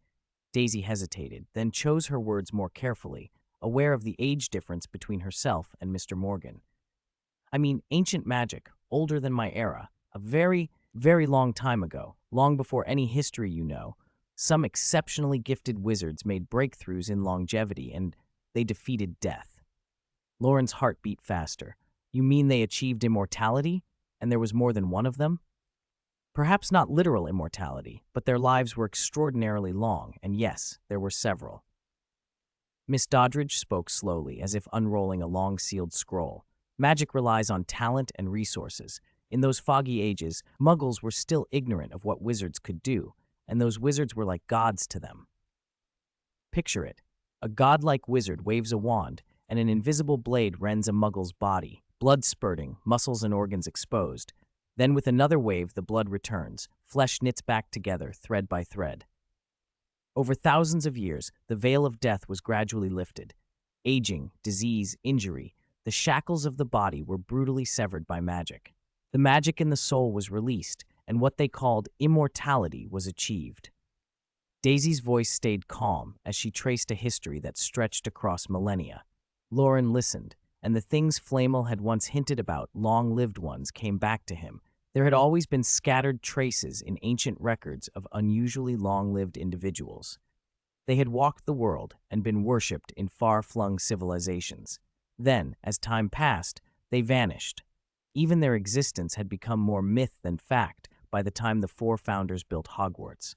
Now a deeper secret seemed to be opening up. What happened later? Where did they go? Was the magic of longevity destroyed? Loren asked quietly. He thought of the flat peach of Eastern legend, the golden apples, the holy grail, the fountain of youth. Why had all these things been reduced to tales? Why had only the odious Hellbow left instructions for creating Horcruxes? Daisy looked at him, her gaze steady.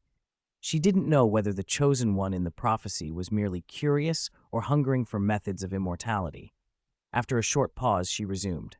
Some grew tired even after long years and chose to end their lives, and they destroyed the magic of longevity, but others had a very different reaction. This is where the earliest purebloods come from. She lifted her cup, took a small sip of mead. Long life and limitless time let some of these beings amass unimaginable wealth, vast lands, countless servants, yet such things did not satisfy them. They grew even greedier. They wanted to possess it all forever, from generation to generation. Or rather, they wanted to possess the generations themselves. They marked longevity magic as taboo and destroyed it, then divided the world among themselves. Every realm had its master, the long-lived ones. Some became kings, some priests, some withdrew into seclusion and manipulated events from the shadows. Pure blood? What blood could be purer than the blood of their own children? Daisy's mouth twisted into a bitter smile. They even married their children and grandchildren. The livestock in a sheepfold would have purer blood than the families they created. Loren sat dumbfounded, absorbing the scale of it. So, for centuries, the world was in chaos. He let the image settle, then asked, "And after that?" He tried to picture the inevitable result, a few immortal, wealthy wizards consolidating power indefinitely, others choosing death to prevent future threats. How could such a balance be broken? Then Merlin was born. Daisy's voice held a kind of reverent longing. Some say he was the child of a human and a Vila, others claim elven blood. Whatever his lineage, his talent eclipsed every wizard before him. He rose while the long-lived still thought themselves unthreatened. Merlin's prophetic sight let him see the world's arc, the truth shrouded by history. At the time, the Muggle king Vortigern was trying to overthrow an evil ruler, unaware that his enemy was merely a puppet of one of the long-lived. Merlin found Vortigern and helped him. The long-lived were arrogant. They assumed Merlin would fade like many before him. They did not expect him to chip away at their power, to prune their wings and deplete their wealth across 3 generations. It wasn't until King Arthur's time that Merlin could finally confront one of them. But the long-lived were formidable. Anyone who could develop longevity magic was, by necessity, an extraordinary wizard, polished by centuries. Merlin did something unexpected. He bound a powerful charm into a sword, and King Arthur drew that sword in the decisive moment. The spell the sword released struck the long-lived one down, ending his life. Daisy stopped and smiled at Loren with a look that made him sit forward. "Do you know what that magic was?" Loren barely had time to think before the thought struck him. Death, ending life. He stared at Daisy. The unforgivable curses. He felt his own voice tremble. In his research on the dark arts, he had traced theories about the unforgivable's origins. Some foolish historians, and even Flamel, had suggested a link to the 3 Peverell brothers and the Deathly Hallows. No one had guessed that so unforgiving a curse could have its roots in Merlin. "It wasn't exactly the same as the Avada Kedavra we know later," Daisy said, eyes bright again. "But it was the origin of it." Before Loren could absorb that, she went on. "Merlin and the Muggles overthrew the long-lived on Britain and established a land without them. But that was just the beginning. Merlin was like spring rain after drought. His example and help sparked resistance worldwide." Daisy poured herself another cup and drank, savoring the memory of that grand victory. Loren felt thirsty too. He examined his flask for potions and, finding none, took a sip. The mead was tart and a little sharp at first, then a honeyed sweetness lingered, more like fermented rice wine than the refined potions he'd expected. "And then," he asked, "did they overthrow all the long-lived and end their rule?" "No, they paid dearly." Daisy slammed her wooden mug on the table. The sound echoed. Even someone as gifted as Merlin needed the work of 3 generations of kings to weaken a long-lived one, to cut his wings. In the first decade of revolt, the rebels, both Muggle and Wizard, were often captured, imprisoned, executed. Rivers ran red, valleys echoed with wails, while the rulers mocked from the high places. She didn't dwell on particulars. The logic of rebellion made the rest clear to Loren. The resistance of ordinary wizards and Muggles against adversaries with centuries of experience was like facing down a Gatling gun with cold steel, brave but costly. What happened then? Did Merlin intervene directly? Loren asked. This world has 6 continents and 4 oceans, and there is only one Merlin. Daisy shook her head. He sought to overturn the ruling long-lived S, and they plotted against him in return.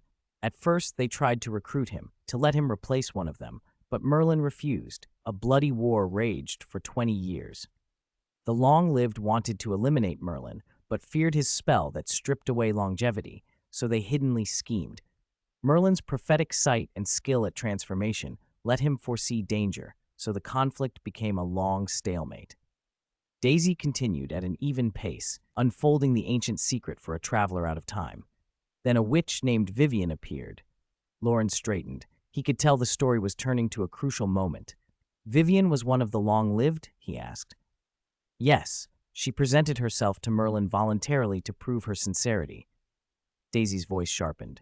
She used flowery words to deceive him, saying there were good men among the long-lived and offering to give up her unjust rule and the gold and treasures at the bottom of the lake to aid Muggles in exchange for being allowed to keep living. Loren snorted. What a shallow lie. Why hadn't she done this in the previous centuries? Didn't Merlin's prophetic sight see through her? Merlin was still human, Daisy said with a small, weary shrug. He fell in love with Vivian, and love clouded his sight. The gaze that pierced hearts was blocked by the eyes of the one he loved. Loren sipped his mead and thought dryly that it sounded like legitimacy blocked by occlumency, or worse, a love potion. He shook his head to rein in melodrama and asked the question he'd already asked half a dozen times that night. And then? Did Merlin fail? Of course not. Justice can triumph. Daisy's tone brightened. Vivian convinced Merlin that the treasure was too heavy for her alone. They agreed to dive into the lake together on a full moon to retrieve it, to use part to help the poor and part to overthrow other long-lived. But Vivian had conspired with her fellows. There was a trap set in the lake to kill Merlin. Then Morgan Le Fay stepped forward. Loren's eyes widened. He'd heard the name many times, stories half remembered, conjectures. Voldemort, for reasons he never knew, had fancied himself a descendant of Morgan. He had asked Dumbledore and Flamel about her, and their answers had always been vague. There was a hidden story here. Daisy looked at him with sudden intensity. Morgan Le Fay was Merlin's friend. They studied magic together. I believe the charm that ended life may have been developed by them both. Her origins are as mysterious as Merlin's. Some say she was King Arthur's half-sister, yet that's unlikely. Arthur was a muggle. She was a witch. She could cast powerful spells, fly, take animal shapes, and heal with herbs. Hiss, Loren breathed, impatient. Don't get bogged down in all that. Get to the point. All right, Mr. Morgan, Daisy replied lightly. Daisy poured herself some mead. Morgan Le Fay's command of magic was something else, she said. After they defeated the immortals of that age, Merlin became the king's arch-wizard, tied up with court duties and politics, while Morgan devoted herself to refining magic. By inheriting the immortals' legacy, she deepened her knowledge of astrology and space-time. I even suspect that for a time after the immortals' defeat, Morgan's mastery may have surpassed Merlin's. The barmaid's face went soft with regret. She couldn't help feeling sorry for that legendary wizard. If Merlin had pursued his magic as deeply as Morgan did, perhaps Vivian's deception could have been avoided. A more powerful Merlin might have made a very different world. Guided by sun, moon, and countless stars, Morgan discovered a peculiar kind of space-time, Daisy continued. It existed beyond ordinary reality, before everything began and after everything ended. It could be past or future. At the time, that space-time was bleeding back toward our world. If no one observed it, it might merge with the stream of time, a few seconds or a few decades later, and become just another unremarkable day in history. Loren listened so quietly, his breathing was barely audible. Miss Doddridge referred to Morgan Le Fay simply as Morgan, and the single name stirred something odd in him. The untold story buried in the margins of history books was unfolding, and with it came an extraordinary secret, the fates of the immortals, of Merlin and Morgan, of Vivian. Morgan found Merlin and tried to expose Vivian's true nature, but love. Daisy glanced at the girl slumped unconscious on the table, then gave Loren a meaningful look. The girl had recently argued for wizards and muggles living together, the same ideal Daisy had once held. Daisy wondered what choice Morgan's descendant would make, whether she'd be blinded by love like Merlin. At the moment, though, it didn't look like a mistake. Loren impatiently waved a hand. Keep going. Stop staring at me. Daisy took a sip of mead, moistening her lips before she spoke again. Even a legend can be blinded by love. Merlin refused to believe Morgan. They argued until Morgan nearly cast a killing spell on Vivian. They almost came to blows. That's why later histories are so vague about Merlin and Morgan, she went on. They were friends and collaborators, and also enemies who opposed each other. Looking at Daisy's earnest expression, Loren couldn't help himself. Merlin sounds like a simp, he said flatly. A brain-dead simp at that. A simp? Daisy's eyes flashed. That's one way to put it. But it wasn't just Merlin's weakness. They were both human. In the end, they talked. Considering the worst outcomes, Merlin had to accept Morgan's warnings, and that's when the greatest plan in history began. They used the sands of time to trap that odd space-time and anchored the entrance in Merlin's oak wand.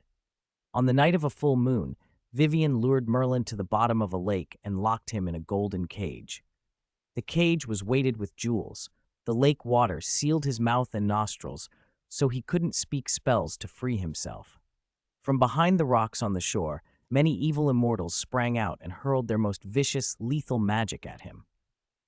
Daisy met Loren's searching gaze and continued slowly. The assault triggered the spatial entrance hidden in the oak wand. Merlin sealed the immortals and himself inside that fragment of spacetime.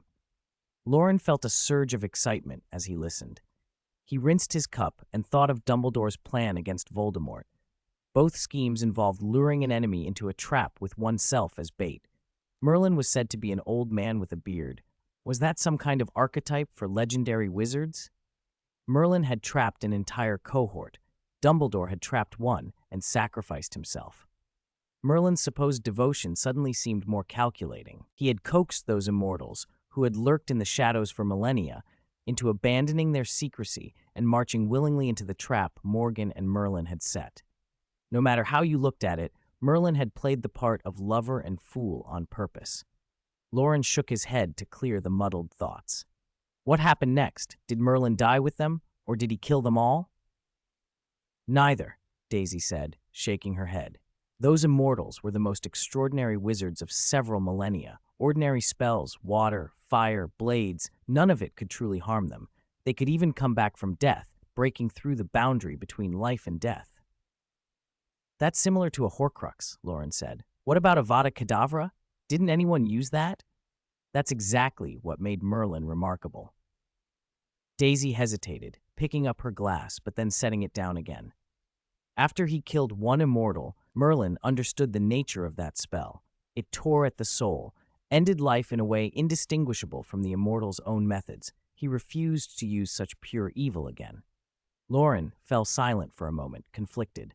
Heroes of justice often carried such moral contradictions. Merlin had used himself as bait to imprison the immortals. His self-sacrifice made him untouchable to judgment. He took a long sip of mead and muttered, "A saint, a true saint." "Ordinary people can't understand that choice," Daisy said softly. "Nor can we match his achievements or become the sort of world-changing wizard he was." Inside the space-time fragment, Merlin didn't kill the immortals, and the immortals couldn't kill Merlin. They lived together. Merlin took the opportunity to pursue Vivian. Daisy faltered as though the subject pained her, then continued. Morgan reached Merlin a few times by her stellar magic. Once she saw him sitting in the oak with Vivian. Another time she saw him utterly under Vivian's sway. Loren choked on his mead and began coughing. The image of Merlin besotted made him reassess the old man's character. He had thought Merlin a cunning strategist, but perhaps he'd truly been conquered by love.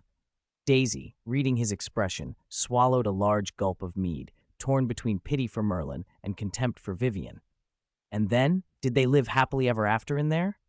Loren asked when he could speak. Happily ever after is a generous way to put it, Daisy replied, a twitch at the corner of her mouth. After Morgan's last contact with Merlin, the space-time was sealed so completely that no one could know the details inside. What happened during that final communication? Loren asked, eyes wide. At that time, the outside world was shaking off the immortal's influence. The old order was collapsing. It was a time of vitality and chaos. Ambitious people tried to seize power, chasing immortality. The immortals trapped in the fragment were also trying to escape. They tried to spread corrupt magic, to gather followers and rescue themselves from the other-dimensional prison. Merlin saw the signs and asked Morgan to eliminate all magic of immortality in the real world, erase people's memories of the immortals, destroy written records, demolish monuments and buildings, to wipe every trace of the immortals clean. Without the immortals as a target, the ambitious would seek power and wealth but remain mortal, and the world could continue on a normal path. Daisy's voice dropped with solemn respect. Morgan Le Fay fulfilled Merlin's request. As she neared the natural end of her life, that dark, prehistoric shadow finally dispersed. The tale of the two sages ended, for the time being. Loren stared at her. But the story didn't end. Otherwise, you wouldn't be here, and the leaky cauldron wouldn't exist. True, Daisy said. Even though Merlin blocked the space-time and Morgan destroyed history and memory, magic is stranger than we can imagine. The immortals found a way to reach the world again, through bloodlines and souls. Their influence was weak, barely a whisper, but they transmitted information painfully slowly. People in the real world experienced only dreams. Most forgot on waking. The few who remembered dismissed them as absurdities. Then Helbo was born. Daisy's mouth curled with disgust. He was an exceptionally gifted wizard, and those dreamed fragments, combined with his talent, allowed him to create terribly dark arts, ways to breed a basilisk, and the Horcrux magic for immortality. Loren's mouth slipped open. He'd once discussed the breeding of basilisks with Flamel. The idea of combining astrology and arcane methods to conceive such a creature had seemed almost impossibly complex. Now the origin of basilisks and Horcruxes made sense. Centuries, maybe millennia, of the immortals' experimental data had been tacked onto the work of a gifted dark mind. Helbo created Horcruxes that could grant immortality, Loren said. But he discovered something wrong in them? Yes, a few years later, Helbo realized his Horcruxes and his own soul were being altered. Someone was trying to invade his mind and change his thoughts. The proud Helbo destroyed his Horcruxes and chose death. No wonder the histories are vague about him, Loren said quietly. No one back then could match Helbo's power, yet he sought death in the end. A cruel irony. Loren's brow knit. If there's a hole in the Horcruxes, then, he trailed off, envisioning Lord Voldemort throwing himself into a trap and sealing himself away. It explained the strange combination of brilliance and ruin. Miss Doddridge, I have an urgent question, Loren said. Helbo recorded the method of making Horcruxes. In our time, there's a dark wizard making Horcruxes, and more than one. If nothing goes wrong, our headmaster should be able to deal with him soon. Daisy smiled, reassuring. Don't worry. That is what I was about to tell you next. The story of the creators of Hogwarts, Godric Gryffindor, Helga Hufflepuff, Rowena Ravenclaw, and Salazar Slytherin. She reached for the mead jug, but it was empty except for a sweet perfume of honey. She shook it, and the aroma rose. Like others born in those times, the four founders dreamed, the immortals' whispers in their blood, and the fragments of dream guided them, and they grew quickly. They came together because their ideals aligned and founded Hogwarts School of Witchcraft and Wizardry for young wizards.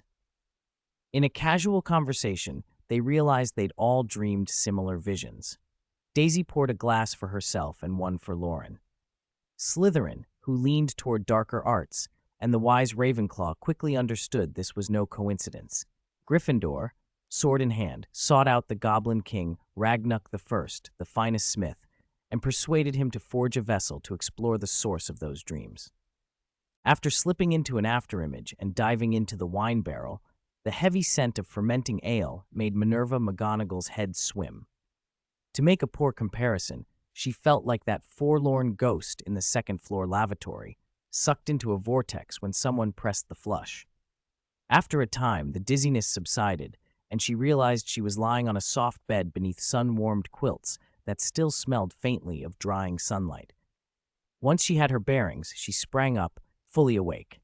The room was unmistakably Scottish in style, pale green walls and new-looking wooden furniture, as if a newlywed couple had just finished decorating. This is...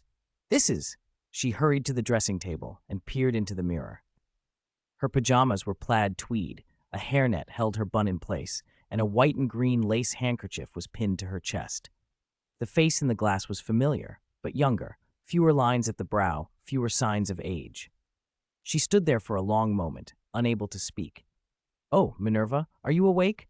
Elphinstone Urquhart, already graying in the temples, entered the bedroom wearing an awkward apron and a delighted smile.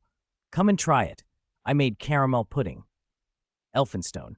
McGonagall looked at him and felt tears sting her eyes. He blinked, puzzled by his wife's sudden emotion, then fumbled for small talk. "Is someone hassling you about keeping the McGonagall name?"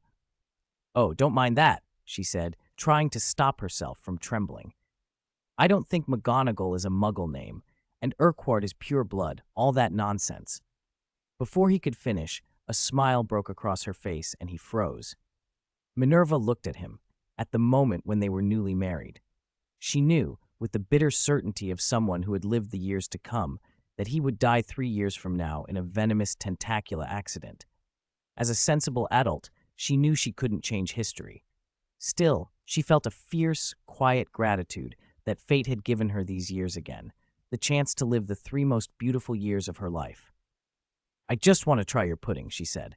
"Of course, it might be a little burnt, but it'll still taste good."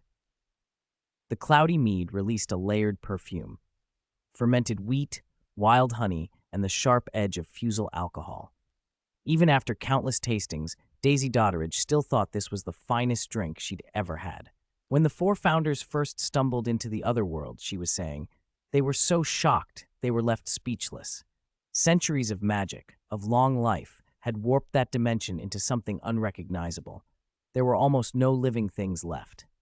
Mists that never lifted, rain that ate at the soil, monsters stitched from twisted flesh, the whole place was laced with uncanny phenomena. The 4 were at a loss until Hufflepuff pierced the illusion. She led the others to the traces Merlin and Morgan Le Fay had left behind. "Wait a moment, Miss Doddridge," Loren interjected. Why did Merlin only leave clues? Where did he go? Did he die in that other world? I can't believe Merlin, the one who reshaped earth and sky, simply vanished. He aided kings, slew the long-lived, and still walked among men for decades. He must have crossed the bounds of ordinary life. If so, why didn't he stop the long-lived from going mad? Why only leave hints for the four founders?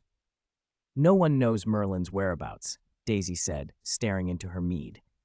After a moment, she shook her head.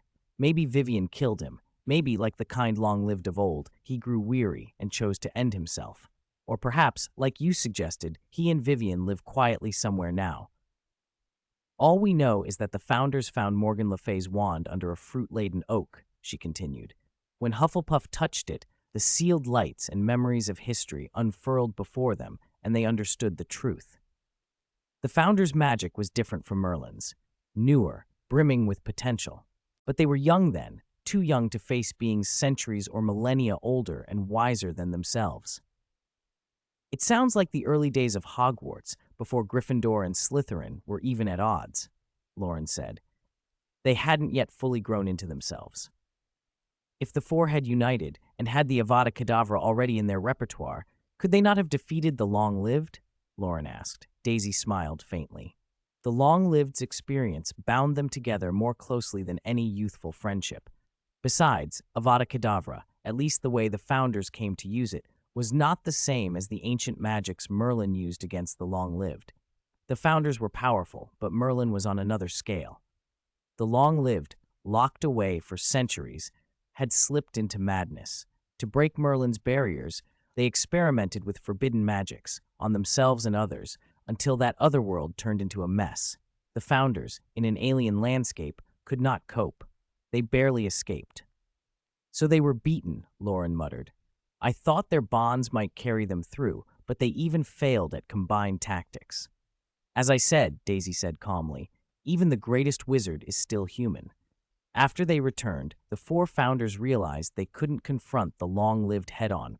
They sought out King Ragnuk Furs of the goblins, and with his help devised a different plan.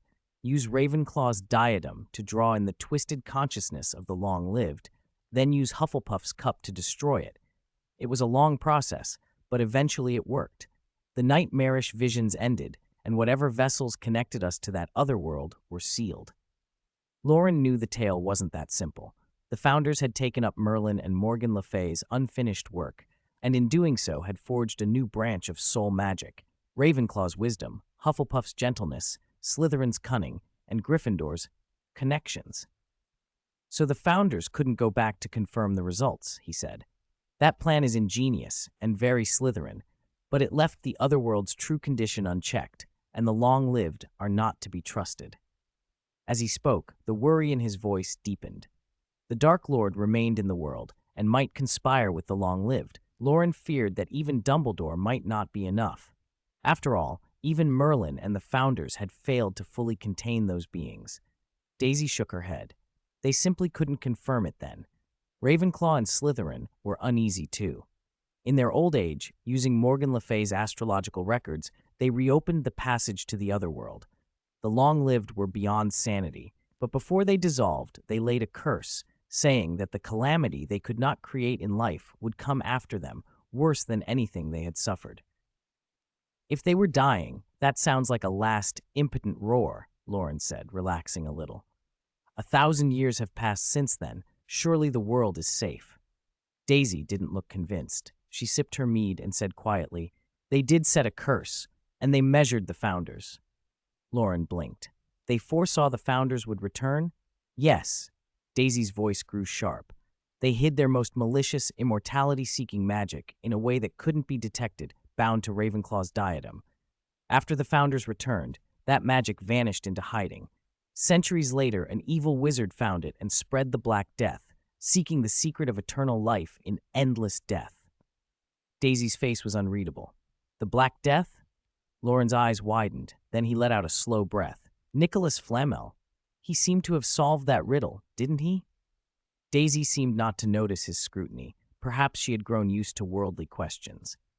The long-lived's magic caused great trouble, it's true, but in the grand sweep of history, the Black Death was only a dark chapter, Like Merlin and the founders before him, Flamel eventually solved that threat. Loren's mind filled with more questions. If the immortality magic had been destroyed, where did the Philosopher's Stone's power come from? Who was Abraham? A long-lived himself, a benevolent one who ended his days, or a tyrant who sought to rule? And why was Daisy Dodderidge, a woman from the 16th century, sitting here telling him this now? Daisy continued as if answering his thoughts. We weren't safe after the Black Death. Humanity, Muggles, broke the old boundaries and advanced rapidly. By my time, they had become masters of the world. So the Black Death wasn't the worst of it, Loren said, frowning. And the founders just let the curse lie? Slytherin and Ravenclaw would have checked it, surely. They did, Daisy said slowly, as though selecting her words with care. Her eyes sharpened. Slytherin glimpsed the curse in a prophecy. It was not a plague, but a destined war, a war in the distant future between wizards and Muggles. Loren's face registered confusion. A war between Muggles and wizards? What do you mean? Daisy set her cup down and looked toward the leaky cauldron's brightly lit common room, as if seeing through time. Do you honestly think wizards and Muggles can coexist forever? In my youth, I saw too many tragedies. I opened this inn because I wanted a place where the two could meet and live peacefully. I didn't hold any grand illusions, only a hope. She let the hope sink into the warm light of the common room, then sighed. But war only has one victor. If wizards win, Muggles may be bound by enchantments and contracts, reduced to servitude. If Muggles win, magic will be treated as original sin, and wizards will suffer unspeakable punishments to atone. That's the worst case, Loren whispered without conviction. Even in a world without magic, differences of color or creed had been enough to split humanity into factions and spill blood. War, it seemed, was the eternal theme of human history. Loren suddenly understood why Slytherin fell out with the other founders in later years, and why he became hostile to Muggleborns and half-bloods. If a war between Muggles and wizards was inevitable, Muggleborns and half-bloods would only swell the enemy's ranks.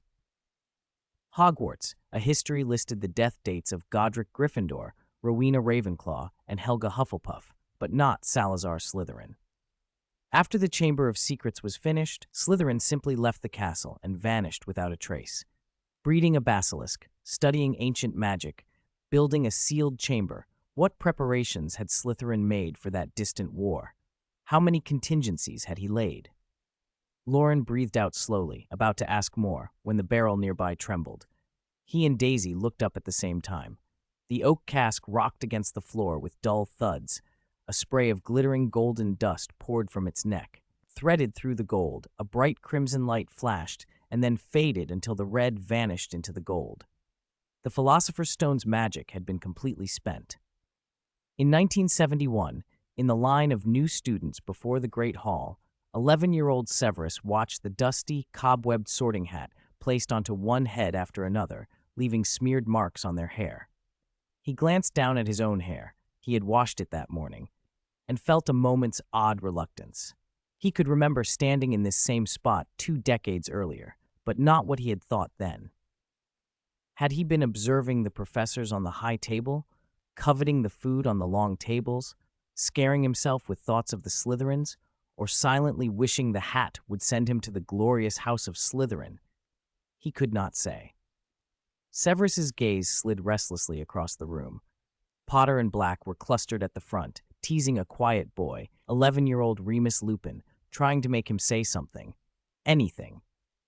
Severus remembered that a humping willow had been planted outside the school that year, an odd, recent addition to a castle nearly 1,000 years old. Then his pupils narrowed as if something reached into his head and tugged at the threads of his future.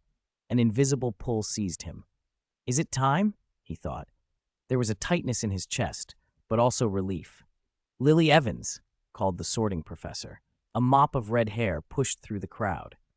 Lily skipped forward, laughing, and put the hat on. Severus peered through a gap and fixed on her smiling face. The hat hid her eyes, but he could summon them from memory, those dark green eyes he had seen so often in recent days. Gryffindor, the hat announced. Lily grinned, lifted the hat, and waved at the Gryffindor table. Severus watched her search the crowd for a familiar face. She squinted, trying to read lips from across the room. To her, his mouth shaped words she could not hear clearly. He seemed to be saying, "We'll meet again. I promise." Lily tilted her head. Of course they would meet again. After all, they were going to the same school. They would see each other every day. On a winter weekend in 1982, Hogwarts was an activity week. Outside the Three Broomsticks in Hogsmeade, an older Professor McGonagall stood a little apart, watching the young couples inside and refusing to go in. Years before, Elphinstone had proposed to her here. She had refused then. He teased her now, and she pulled him away. "No, no, if the students see us, I won't be able to teach anymore." "Oh, come off it, Minerva. Your transfiguration is more than enough to teach them," Elphinstone laughed. He often found himself surprised by how much his wife had grown into her powers since they married. Why had he never suspected this before? "Do you want me to send the errors you find to the editor of today's Transfiguration?" he asked. "No, I'd rather do some needlework at home," she said, voice softening. For a moment she swayed. He caught her arm. "I want your caramel pudding," she added, smiling and shaking her head as if to ward off the faintness. "Oh, of course. I'll make it now." In the courtyard behind the leaky cauldron, in a place that lay before one thing began and after another ended, Daisy held a wooden goblet and watched the red light settle into the golden sands of time. The glow washed her face in a warm, uncanny light. "It's time," she whispered. She had wanted to tell Loren more, about Slytherin's later plans, about how she had come to be a messenger, how she had passed on Slytherin's instructions.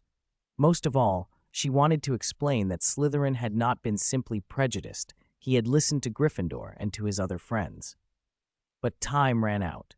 Daisy Dotteridge was not a figure in history's limelight. She was the relay, and she had already told the most important parts.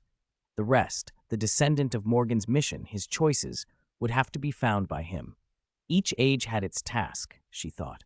As Merlin had arisen in the Dark Ages and the four founders had closed one chapter and opened another. Loren watched the golden sand pour from the barrel into the air. Each grain swelled into meteor-like beads, dragging luminous tails as they spun and circled. A strange fluctuation built around them, ready to swallow him. He still had so many questions: who Abraham was, what Slytherin had truly done, why the Owl House landlady was here, and what Nicholas Flamel's role had been. He met Daisy's eyes and, trying to keep the moment light, said, "The ale in our time isn't cloudy anymore. You should try it." Daisy smiled and nodded, thinking, "We will meet again." The sands of time picked up speed. She sniffed her goblet and then looked at Loren. "You and that little witch smell of mandrake," she said suddenly. "Are you practicing animagus?" Loren started. Yes. Morgan Le Fay didn't have to practice animagus, remember? She could change herself, Daisy added, and began to answer the next question when a sudden, invisible barrier cut them off from the world. Sounds from the leaky cauldron's front parlor grew distant. The smell of mead thinned, the hay-shed light dimmed. Sight, sound, and scent fell away until only the golden stream of the hourglass remained. There was no sky, no ground, only motionless light. Hermione floated nearby. Professor Flitwick was on his back not far off. They blinked awake and stared at Loren. Ahead, McGonagall and Snape loomed veiled in the golden dazzle. The light intensified. A weightless force seized them, and they were flung forward. When the motion stopped, the noise of the real world crashed back in. The golden hourglass clattered to the floor. Bricks and plaster rained down. The blast had blown out a wall at the leaky cauldron. A middle-aged witch in a pointed hat had been knocked aside and now lay next to a wizard in a wide cloak. Everyone understood they had returned to the precise instant they had left. McGonagall's wand flashed. A thick stone barrier erupted around them. Calm and grave, she said, "Severus, take Morgan and Granger and go." Snape seized Loren and Hermione. Their visions swam as they were forced into a narrow, constricting corridor, choked for breath, and then expelled into a world of ice and snow. They were on the path between Hogsmeade and the main gate of Hogwarts. Anti-apparition wards must have been active inside the grounds. Snape had sent them out. "Go to Headmaster Dumbledore and tell him what happened today," Snape hissed, then vanished in a crack of displaced air, leaving only the echo of the blast. Hermione, shaken but alert, began to sort through the fragments in her head. They had hidden behind the professors to eavesdrop. The explosion destroyed a wall. Snape's bone dagger had shattered a time turner. A golden hourglass spun in midair. They had watched wizards save the leaky cauldron, met Daisy Dodderidge, and seen McGonagall and Snape move through time together. "Wait, Professor Snape and Harry's mother," Hermione blurted, eyes wide with the shock of recognition. Loren gave her a quick, warning look. "Pretend you don't know," he murmured. She shut her lips, embarrassed, and kept piecing events together. She remembered comforting Daisy Dodderidge, sharing a drink that blunted her senses, and then going fuzzy and slipping away. She woke not long before they returned to the real world. "Doddridge, miss," she began indignantly. "I trusted her. I comforted her." Loren studied their direction, then took Hermione's hand and led her toward the castle.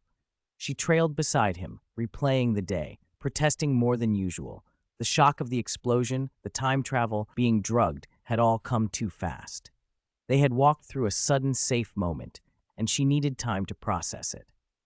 It was the Christmas holidays. The outer gate stood shut, the stone boars flanking it buried in snow. Loren gave a flick of his wand and used a levitation charm on their cloaks to lift them to clear the gate. Then they walked up the snowy path toward the castle. The fresh snow crunched underfoot, and Loren's thoughts wandered with each step. About the bone knife dusted with Philosopher's stone powder, the time turner that had appeared at the leaky cauldron, the coincidental timing of the explosion.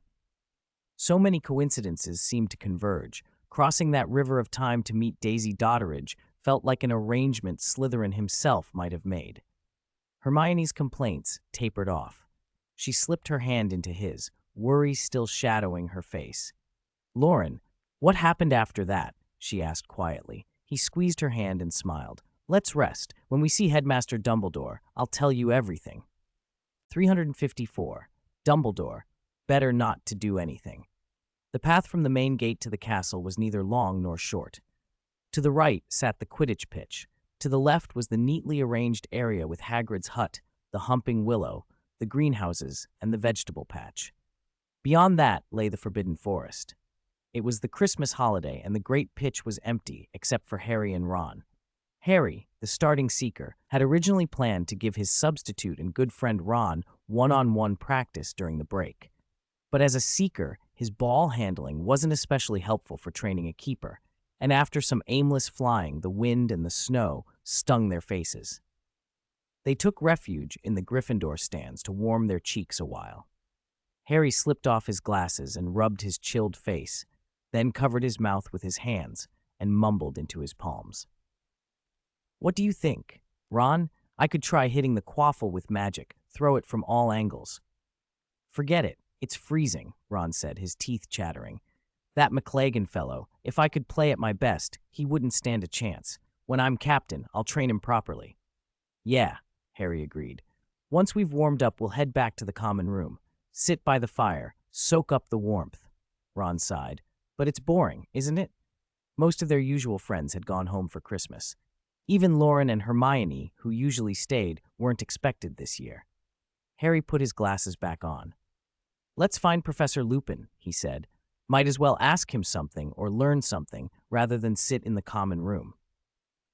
Professor Lupin? Ron hesitated. On Christmas night, they had discovered Lupin's secret together. Lupin had been honest with them about it. The mood at the time had been complicated, and though they hadn't said much in the days since, things had felt awkward.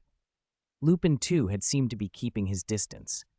Ron couldn't pretend to understand a werewolf's psychology, but he did understand what it was to be poor. He remembered Lupin's patched clothes and how gaunt he had looked before recently seeming healthier. He glanced at Harry and then, quietly asked, "What do you think of Professor Lupin?"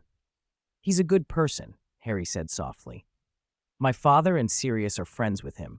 Dumbledore trusts him. Snape brews wolfsbane potion for him, and he's a dedicated defense against the dark arts teacher, the best one I've had.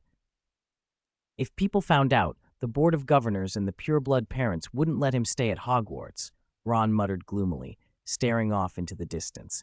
He was still half lost in his own thoughts when he suddenly brightened. "Huh? Isn't that Loren and Hermione?" Harry followed his gaze. Loren and Hermione were walking along the path, dusting snow from their shoulders. They slipped through the castle entrance and hurried up to the third floor to the stone statue. When they spoke the password, "Chubby Super Bubblegum," the statue leapt aside and the wall opened onto a spiral staircase. The two were just about to start up when the sound of hurried footsteps came from the corridor. Harry and Ron, still in their Gryffindor Quidditch robes over Mrs. Weasley's hand-knit sweaters, caught up with them. "Loren? Hermione!" Harry called, practically dragging Ron along. He stepped onto the spiral staircase beside them, face alight with the eagerness of someone with too many things to say. "Didn't you go home for the holidays? How are you back at school?" "We went to Diagon Alley to buy mandrake roots," Hermione said slowly, "and there was an accident on the way. Professor Snape sent us back to school." She glanced at Dumbledore's office ahead. "We were just about to explain everything to Professor Dumbledore. We'll tell you more later." "Diagon Alley? An accident?" Harry's eyes widened. He remembered overhearing talk at the Three Broomsticks, Fudge, Rosmerta, and suddenly the name Bellatrix Lestrange flashed to mind. Was it Bellatrix Lestrange, a Death Eater? "We were attacked in Diagon Alley, but it's not yet certain who did it," Loren said. "There's something else, more serious." "Another accident." Harry and Ron exchanged looks, curiosity immediate but knowing they shouldn't pry. Together, the four climbed the spiral stairs to the headmaster's office. The fireplace in Dumbledore's office glowed warmly. Portraits of past headmasters and headmistresses dozed on the walls. The occasional soft snore came from a male portrait, while a silver instrument on the desk puffed white mist. Dumbledore was feeding Fawkes little biscuits. "Try one, Fawkes. Ginger biscuits from Molly. Not overly sweet, but rather good." "Squeak," Fawkes protested in his own way. Dumbledore glanced up at the door with a raised eyebrow. "Oh, well, I must admit I'm somewhat surprised. Merry Christmas, Loren, Hermione. I do love the scarf and gloves you sent. Thank you." "Merry Christmas, Professor," Hermione began, urgent and breathless. "But there's something more important. We were at the Leaky Cauldron when there was an explosion. Professor McGonagall, Professor Flitwick, Professor Snape, Loren and I were, accidentally, sent many years into the past. We even met Daisy Dodderidge, the creator of the Leaky Cauldron." Harry and Ron stared, trying to fit what Hermione said into their own understanding. Dumbledore's brow furrowed. Time travel, especially long-duration travel, was dangerous, but they were all standing safely before him. Dumbledore looked relieved, just a little. He flicked his wand and conjured several chairs, indicating they should sit. "It sounds like you've had an unprecedented adventure," he said calmly, offering a small porcelain teapot painted with campanula. "Pumpkin juice? Maple syrup? Fruit juice?" Hermione, Harry, and Ron stared at the teapot, impatient. "Pumpkin juice," Loren said, taking a cup. As Dumbledore poured, Loren began to tell the story. An explosion at the Leaky Cauldron had affected a time turner. They'd been thrown back in time. They had helped several wizards save the inn, and Miss Dodderidge had guided them back. Loren left out for the moment the detail about the powdered Philosopher's Stone, but he did tell how, after Flitwick and Hermione fainted, Miss Dodderidge had stunned them and then told Loren alone an ancient history. She spoke of long-lived, powerful wizards, Merlin, Morgan Le Fay, the four founders, and a destined war. The story carried the heavy air of forbidden or forgotten lore, and Loren wondered whether Dodderidge had withheld it from the others for a reason. Dumbledore listened, his face growing serious when the ancient names were mentioned. Several of the headmaster portraits had turned away, their faces to the wall. Loren remembered Dumbledore's subtle gesture when the long-lived ones were named. He pushed on, careful to conceal any uncertain connection he might have noticed with Morgan Le Fay. "Miss Dodderidge told me of a very old age when extraordinary wizards lived," he finished, and set his cup down. The four young wizards sat stunned, processing what they had heard. The tale of long-lived dangerous wizards and a destined conflict stirred something hot in them. Their pulses quickened and their thoughts ran wild. "What a magnificent history," Dumbledore breathed, a flicker of light in his azure eyes. The story answered many long-standing mysteries, even if questions remained. Dumbledore's expression grew grave. He looked at the four of them earnestly. "I hope you will not tell anyone what you've heard today. Not your parents, not your siblings. Can you promise me?" "Why does it feel like he's aimed that at me?" Ron muttered, but he nodded along with Hermione and Harry. "You're young and impressionable," Dumbledore explained softly. "The desire for eternal life is a bottomless pit. In the past, only a few chased that abyss. They did not know the true path. When others learn someone has reached the bottom, they'll stop at nothing to drag everyone in." They all nodded, beginning to understand. Hermione shook her head slightly to clear it and asked a pressing question. "Professor, did Dotteridge mean that Slytherin foresaw the destined war? Did he really prophesy that Muggles might become slaves to wizards, or that wizarding power might be seen as sin?" Dumbledore was quiet for a long moment. He gazed at Hermione with those clear eyes. "Honestly, I don't know. I have seen many prophecies fulfilled," he added softly, almost to himself. "If you want my advice about prophecies, all I can tell you is this: do your own thing." The four youngsters repeated that in their heads. For a moment, the office was filled with nothing but the sound of their cups. Loren, who had been sipping hot pumpkin juice, almost finished a second cup. Dumbledore's expression held a faint smile. Hermione gave Loren a tug on the sleeve to steady him. Dumbledore's smile broadened into a chuckle. "That is precisely it. The best way to deal with ominous prophecies is often to do nothing at all. Don't let a prophecy shape your life. If you try to force the world into the image a prophecy suggests, you may merely push it in another, worse direction." At lunchtime in the Great Hall, the tree Professor Flitwick had decorated still glittered with ornaments. The house's long tables were back in their places, but the hall felt a little emptier than usual. Earlier, in his office, Dumbledore had received a message from the Ministry. After a few quiet words to Loren and the others, he had hurried away. Loren and Hermione stayed at school for lunch. "Dumbledore is always like that, mysterious. No wonder some people call him mad," Ron said between mouthfuls of steak, turning to Loren with a pout. "And you two, Professor Lupin told you he's a werewolf, and you didn't tell Harry and me. That's not very friendly." Harry glared in agreement. "Dumbledore told us not to," he snapped. Loren, expression untroubled, met their looks and pointed out the obvious culprit. They hadn't been told because Dumbledore had asked them to keep it secret.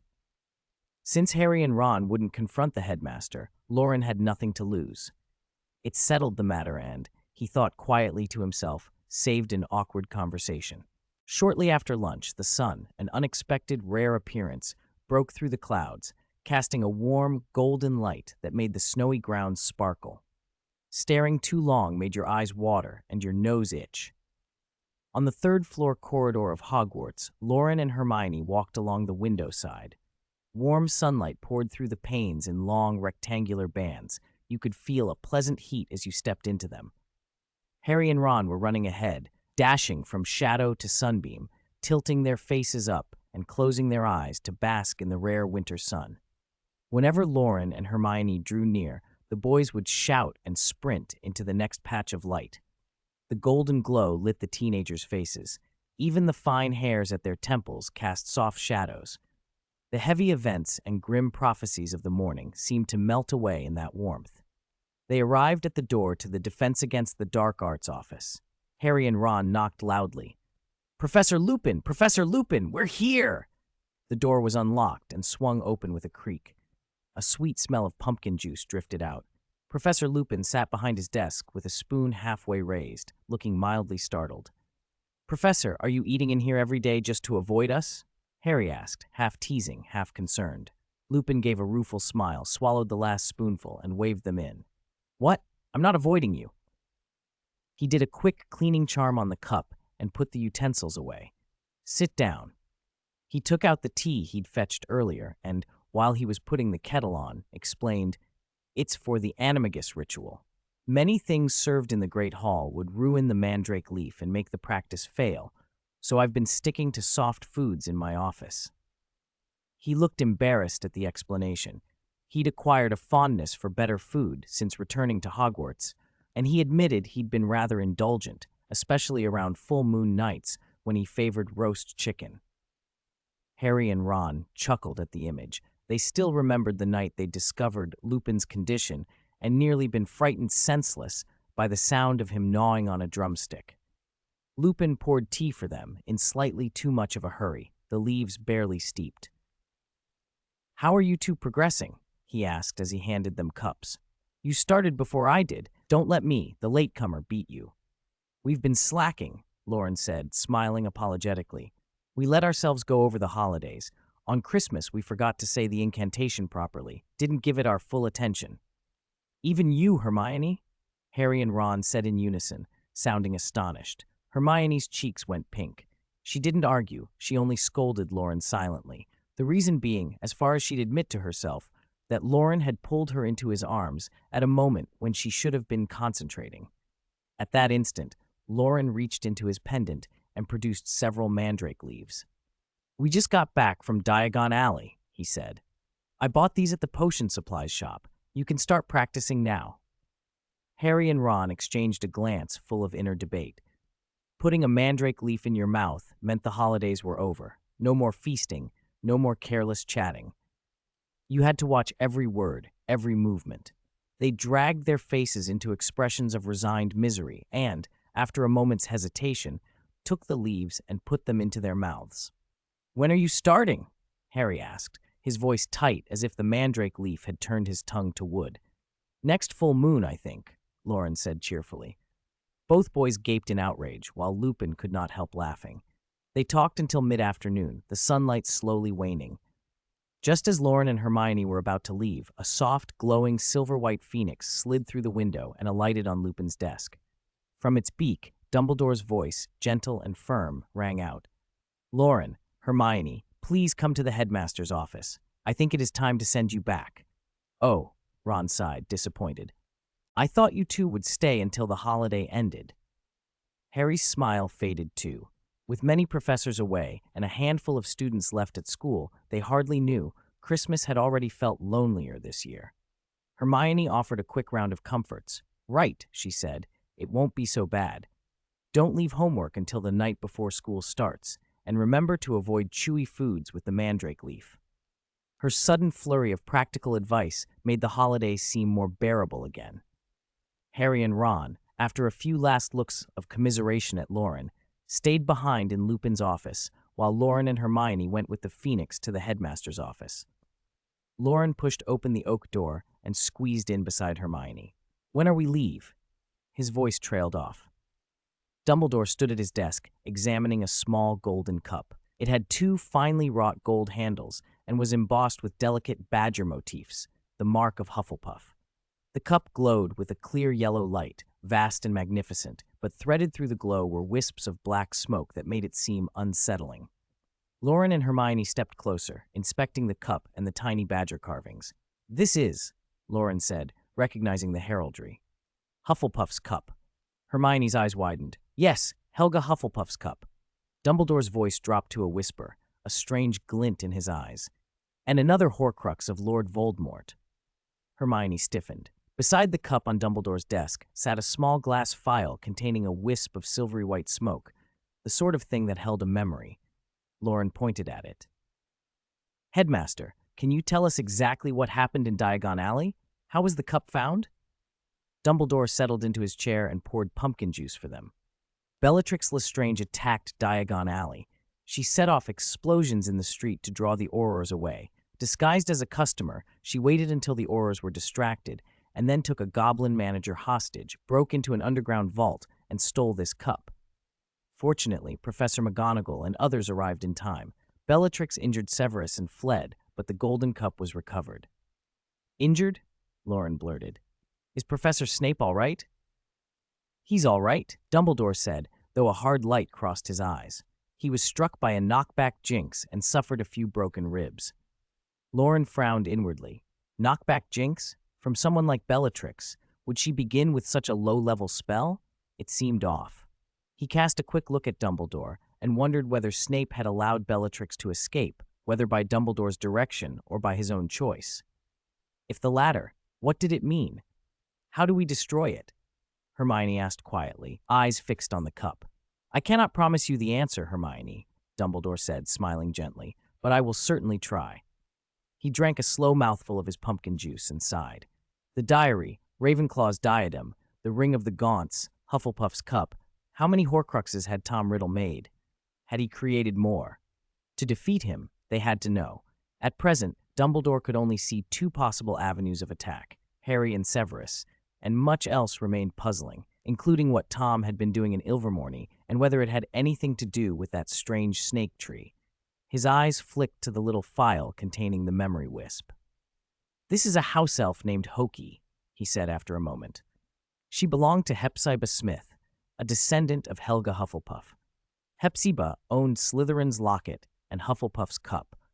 2 days after Voldemort learned she possessed those relics, she died. The Ministry ruled that Hoki had accidentally put poison in her mistress's bedtime tea." Hermione's face went soft. "Poor house elf," she whispered. "Headmaster, couldn't we save her?" Dumbledore's expression grew grave. "I will do what I can," he said, but he did not go further. Hoki was very old. Her memory had been tampered with. She had been made to believe she had poisoned her mistress, and she had spent years in prison consumed by guilt. Dementors had their own cruelty, and an old house elf, tormented by both guilt and the Dementors, would not have long left. Dumbledore's voice faltered. He looked troubled, and for a moment Loren and Hermione simply looked at one another, unsure what to say. Dumbledore's features then brightened into a more typical, kindly expression. "Let us be off. The sun is almost set." He set down his cup and gave them a conspiratorial wink. "Do be considerate of an old man, 100-and-something years old, who must get you home before dashing back in the dark." He took their hands. Fawkes, the Phoenix, settled on his shoulder. With a flicker of fire, the three disappeared from the office. "Happy New Year. I wonder if I made it just in time. Heh." Dusk was settling, and the streetlights along the road were already lit, their goose-yellow glow pushing back some of the cold. A thick blanket of snow covered the paths of Hampstead. An old man with a long white beard stood for a long moment looking toward the city, then pulled his gaze away, hesitated, and finally asked, "The sweet shop is in that direction, isn't it?" "It's Christmas," Loren replied, a little incredulous. "It might be closed, but there should be other places that sell sweets nearby. You could try them." Dumbledore's eyes crinkled into a fond smile. "Then let us part here. See you when school starts, children." "Goodbye, Headmaster Dumbledore." Dumbledore stepped into the shadow beyond the lamplight and vanished with a soft pop. Loren led a still flustered Hermione through the wooden door of the Granger house. Warmth flooded them. The cold of the street fell away like a cloak. The room lit up in creamy white, and even Loren felt a beat of dazed comfort. Wendell's voice drifted from a chair near the dining room. "You're back. Sit and rest for a bit. Monica is making potato soup. Dinner will be ready soon. Oh, and Loren, Mr. Bates went out to a banquet, so you don't have to wait for him." Wendell had his nose in the Daily Mail and was stroking the ginger cat propped against him. Crookshanks, half asleep, blinked and let out a low meow as Wendell turned a page. "Okay, got it," Loren called. Crookshanks woke at the sound, shook himself free of Wendell's arms, and trotted toward Loren on the sofa, meowing. Hermione, after changing her shoes and shrugging off her coat, sank into the sofa and let the heat of the fireplace thaw the chill from her face. Her thoughts drifted back to the headmaster's office and the news she'd heard there. She tugged on Loren's sweater and asked softly, "Do you think Hoki can be saved?" Loren fell silent for a beat. He had assumed she meant the Horcrux. It took him a second to realize she meant the house elf. He pressed her shoulder a few times. "Don't worry. Dumbledore said he'll do everything he can." Hermione's pale face warmed with the heat from the fire, and she nodded slowly. After dinner, Loren lingered a while at the Grangers, chatting until he was satisfied Hermione was recovering. Then he left, trailed by a ginger tail. Crookshanks dashed in with him and flattened himself on the carpet, tucking all four paws under to warm them, looking thoroughly frozen. Loren grinned. "Remember to clean your paws. I'll need your help later." "Meow?" Crookshanks replied in confusion. After a bath and getting ready for bed, Loren crawled under the covers in his pajamas, drew the fantastic book toward him, and let his projected consciousness slide into the library. In the library, Flamel raised his head from his own reading to watch Loren's thought form take shape. Images and names stirred through Loren's mind. Merlin, Morgan Le Fay, the four founders, Slytherin's prophecy, and the old alchemist listened. "Flamel," Loren asked after a few moments, "have you ever met Slytherin?" Flamel looked surprised. "What? No, how could that be? They're centuries apart. Slytherin had been dead hundreds of years by the time Nicholas was born. Why ask? Loren sat beside him on the white domed bench and began to tell the tale of the day. As he spoke, the silver light in Flamel's eyes flickered and brightened. When Loren finished, Flamel closed his book and said calmly, "You think Slytherin left some contingency, and that Nicholas might be connected?" Loren nodded and outlined what he'd learned. Flamel sighed and shook his head. Nicholas did not play any part in that ancient history. He found the Book of Abraham, and, with the help of Hebrew scholars, brought an incomplete Philosopher's Stone to some kind of fruition. In his long life, he met hidden people and saw hidden things, which let him glimpse shards of the past. But he wasn't a player in those earlier events. "Is there anything you can tell me now?" Loren pressed. Flamel smiled. "No need to rush. There is time. When the right moment comes, you will know everything." Loren rolled his eyes at another tantalizing riddle. "And Morgan Le Fay? Why did Miss Daisy Dotteridge tell me I don't need to practice animagus?" "Legend says Morgan Le Fay could take many animal forms," Flamel mused. "Such talents may pass in blood, like Parseltongue. There must be hints in your life. Do things occur naturally for you, as they would for a Parselmouth when a snake speaks?" Loren thought. There were clues: his unusually fast mastery of magic, an intuitive feel for charms, and an odd affinity for certain animals and plants. He remembered the sea and aquariums, the way he'd felt at the Hogwarts greenhouses. The prank on Lockhart had been possible because of it. He described those moments. "This ability must be explored from within," Flamel said. "It won't be as technical as learning to become an animagus, but it will need an opportune moment, something to awaken it, like a python appearing before a Parselmouth." Loren left the book just as a soft scratching sounded at his bedroom door. Crookshank's paws had warmed. Loren waved his wand. The door opened, and the ginger ball of fur slipped in. Crookshanks, a clever creature though clingy, did not leap onto the bed. He curled up on the floor beside it, his fluffy tail flicking, ready to sleep. Loren scooped him up and held him close, studying the Kneazle-marked face. "With Kneazle blood, you're not really a magical beast, are you?" he murmured. "Meow," Crookshanks answered sleepily, and Loren somehow understood the intent. Go to sleep. He paused, struck by the ease with which he always seemed to understand the cat and the little owl Hanch. It had felt like a peculiarity of animals in the magical world, until now. He rocked Crookshanks a moment, then grinned and said, "All right, Professor Cat, I hereby appoint you. Your first lesson, teach me how to transform." "Meow," Crookshanks pronounced, as if to say the idea was excellent. Loren drifted off, late into the night, vaguely hearing Mr. Bates return and open the front door. He rolled over and fell into a deep sleep. In his dream, he stood on a misty island where a coven of witches lived. One witch always stood hidden in the fog. Loren tried to draw near and see her, but each time he advanced her shape dissolved, the rabbits scattered, crows flew up, and only distant rustlings remained. Frustrated, he watched as Crookshanks leapt, chasing the fleeing animals, leaving Loren blinking and puzzled on the shore. Night crept on. Far away, at Hogwarts' headmaster's office, the candles still burned bright. "At that time, Bellatrix sent me word by magic that the Dark Lord sent his regards," Snape reported in a flat voice. "She told me the Dark Lord said to pass on his gratitude. Since the golden cup was already in our possession, I thought it best to let her go." A large bag of sweets lay on the headmaster's desk. Dumbledore tried to look grave, but the sight of the candy undermined him.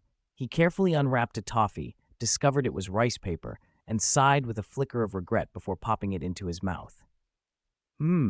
Severus, I also think letting her go was the right choice." Delicious," he said, offering a toffee. Snape's expression did not change. Dumbledore looked mildly disappointed at the rebuff, and Snape, unable to help himself, raised his voice a touch. "Headmaster, we are discussing matters of the Dark Lord and those Horcruxes." "Oh yes, the Horcruxes," Dumbledore said, his words muffled by candy. "Please, Severus, trust me as I trust you." Snape stayed dour. "What do you intend to do with the Golden Cup? Should it be destroyed immediately?" Dumbledore finished chewing, swallowed, and grew serious. "I suspected much already, but I am still surprised at the reality. The crucial question is, how many Horcruxes does he have? Is he making more? Severus, only by knowing that can we truly find a way to defeat him." Silence settled between them as they both considered the problem and the only answer they could imagine. Further west, the wind drove the snow on and on. On Mount Greylock in Massachusetts, the sky was paling in the east as dawn approached, threads of warm gold streaking the clouds. In the trees near the cliffs outside Ilvermorny, a short, bald man was brushing clinging snow from the glossy leaves of an unfamiliar tree. The sides of his head kept a fringe of white hair. His skin was unnaturally pale, waxen. Notably, his right index finger gleamed silver, metallic and unlike his other fingers. He exhaled, the sound dry and coiling like a snake. "What a perfect vessel," he murmured in a voice edged with cold amusement. "His soul is gone, yet his body has life, tailor-made for me. Bellatrix, don't you agree?" A woman's voice replied in a fervent whisper. Bellatrix Lestrange lay prostrate in the snow nearby, trembling from cold but refusing to rise. "Yes," she said, voice shaking. "It was an honor for him to be chosen by the great dark arts." "Don't call him a rat," the man snapped softly. "He is my loyal servant." The voice carried a thin laugh. "Whether alive or dead, well, not dead, strictly speaking, he swore loyalty to me." "Yes, my dark lord." Bellatrix's words trembled with both devotion and fear. "Though the soulless husk will not contain me forever and may collapse, there is also this snake tree." The man leaned over the leaves and inhaled. His whole body quivered with something like rapture. "The tree of snakes, formed from Salazar Slytherin's wand, has powerful healing properties." His eyes gleamed as if from a long-starved hunger. "This must be a gift left to me by my ancestor." He cleared snow gently from the branches as if handling treasure. "Wormtail infiltrated Hogwarts at my command. He would not have left the castle without cause. Even though his body still carries the marks of Dementors, it was strange." He broke off, breath catching on the scent of the leaves, and a whisper slipped from him, almost private. "Who prepared this for me? Is it you, my dear Morgan?" 357. Stay away from deformation, and you will become unhappy. The once vibrant, plump green leaves wilted and curled in an instant, dropping limply from the branches to settle softly and silently in the snow. Lord Voldemort's parasitic body swelled. The middle-aged man it inhabited took on fleshier contours, his cheeks flushed with color, his complexion no longer the chilling, deathly white it had been. Bellatrix Lestrange bowed her head. In her peripheral vision, a snakewood leaf floated into the snow, and memories of the tree's origins washed over her. Salazar Slytherin had fashioned his wand from that very snakewood, its core a basilisk horn. He had built a dormancy into the wand, activated by a Parseltongue command, so that after his death, the wand could be put to rest. It had passed down his line and by the 17th century become a Gaunt family heirloom. In 1620, Iseult Sayre, a Gaunt niece, stole the wand from her aunt, Gormlaith Gaunt, and left on the Mayflower to found Ilvermorny School. Gormlaith tracked Iseult to the New World and tried to kill her. Though she failed, she managed to put the wand into a dormant state with Parseltongue. Iseult could not speak Parseltongue to reactivate it, so she and her husband, James Stewart, buried the wand outside the school. A year later, a snakewood tree sprouted from the grave, a tree that could not be cut down. Its leaves were later discovered to have powerful healing properties. Centuries later, the Dark Lord, a descendant of Slytherin, had come to Ilvermorny and been gifted snakewood. Bellatrix could not help but see Slytherin's long handiwork in all of it. She bowed her head into the snow and with a fanatic's devotion murmured, "Punish me, great Dark Lord. I lost your Hufflepuff cup."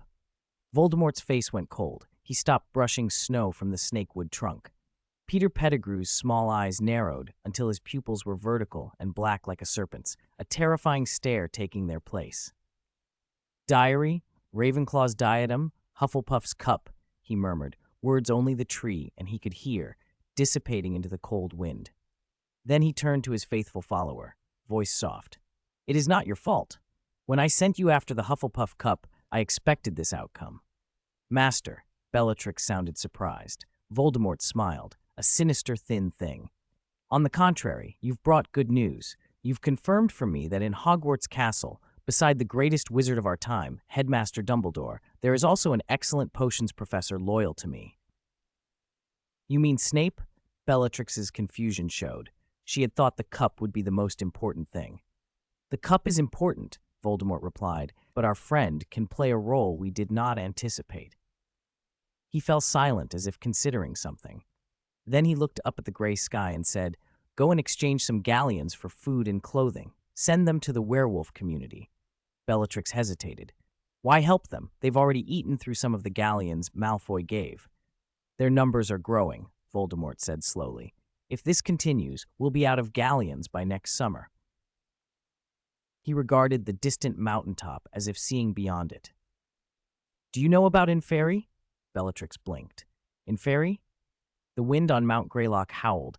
The mist that had been settling thickened even more over the past days, yet the golden sun pierced the clouds and painted the peak in brilliant light. Long lashes fluttered, clear eyes opened, and a confused pair of brown irises slowly found focus. Hermione woke without rushing out of bed. She first sorted through the last impressions from the night before. Hoki, the house elf, and the terrible thought of Voldemort's Horcrux. Voices and footsteps came faintly from downstairs. Her parents were whispering about what to see at the cinema. A smell of bread and milk drifted up from below. She rose, washed, and went downstairs to the table. "Good morning, Mom, Dad," she said, still sleepy. "Good morning, dear," Wendell called, his voice loud enough to finish waking her. "Miss Hermione Granger, we have something important to tell you." Hermione took the bread Monica handed her and looked at her father. "What is it?" "We've decided to go to the movies, just the two of us. You stay home today." "Haven't you had enough dates?" Hermione teased, shooting Monica a mock pitiful look. "Mom, are you abandoning me too?" Monica rolled her eyes and left it at that. After breakfast, and after waving off her somewhat theatrically dressed parents, Hermione went back to her room, picked up her wand, and gave it a small flick. With a puff of air, she apparated away. She arrived in a place whose layout matched her own house. Loren's room looked almost the same as Hermione's had when she was younger. On the walls hung some of her childish drawings. The desk sat by the window where a wooden flap let owls come and go. Hanch, the owl, hadn't returned from his nocturnal rounds, so there was no bird in the room. Crookshanks lay curled up like a ginger cushion by the pillow, blinking slowly. The cat shifted and meowed, then extended a paw and pointed behind him. Hermione followed the gesture and found, to her surprise, a pure white long-haired Persian cat sprawled on its back with one paw thrown above its head, neck ruff exposed. The pink nose twitched. The cat looked very peaceful. Hermione's eyes widened. "Is this Loren?" she whispered. Crookshanks mewed and nodded as if to say yes. Hermione sat down, heart full of puzzlement and a sudden secret delight. She crouched, picked up Crookshanks, and shushed him with a gentle pat, then turned her full attention to the white Persian. She watched him for a long moment, smiling despite herself. The cat, immaculately soft and perfect, seemed to belong in a portrait. Near noon, the Persian began to stir. He stretched all four paws, revealing pink pads and tiny claws, a low purr in his throat. At last, Loren's eyes opened. Strikingly heterochromatic, one a deep onyx, the other a pure sapphire, eyes so clear they seemed to glisten. He regarded the room with human confusion, then realized Hermione was the giant before him. "Meow?" his voice seemed to ask. Startled, he sprang up, but, unfamiliar with the body, stumbled onto the pillow. Hermione understood without being told. Smiling, she scooped him into her lap and scratched under his chin.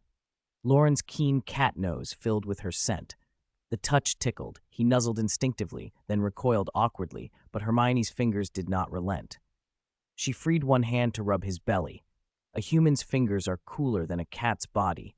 The chill across Loren's abdomen made his cat heart beat wildly. He flattened himself and tried to wriggle away, arching his back in a reflexive defensive posture. "Do you want to scratch me?" Hermione teased, feigning the hurt look she had used on teenagers in the past. Loren fell silent, unable and unwilling to retaliate. He curled into a tight white ball, eyes wary. Hermione watched him settle and fought to contain the delight brightening her face. After a gentle cough to steady herself, she spoke softly. "Don't worry, Loren. Think back. What happened last night?" Loren concentrated. The memory returned in fragments, the transfiguration practical before bed, the dream that followed. "Meow!" he protested, indignant both at having been turned into a cat and at Miss Doddridge, and that Morgan Le Fay who'd told only half the truth about activating his ability. Hermione could not understand the specifics, but she could read his mood. "Can you change back?" she asked. "Do you want me to take you to the professor?" Loren felt the lingering magic holding the transformation in place. It was fading. If he concentrated, he should be able to change back in about half a day. He nodded, then shook his head. Yes, he could revert, and no, he did not want to go see a professor. "You mean you can change back without asking the professor to help?" Hermione clarified with a smile. The cat nodded once. Hermione's smile widened. "All right, then. You must be hungry. Let's get some breakfast."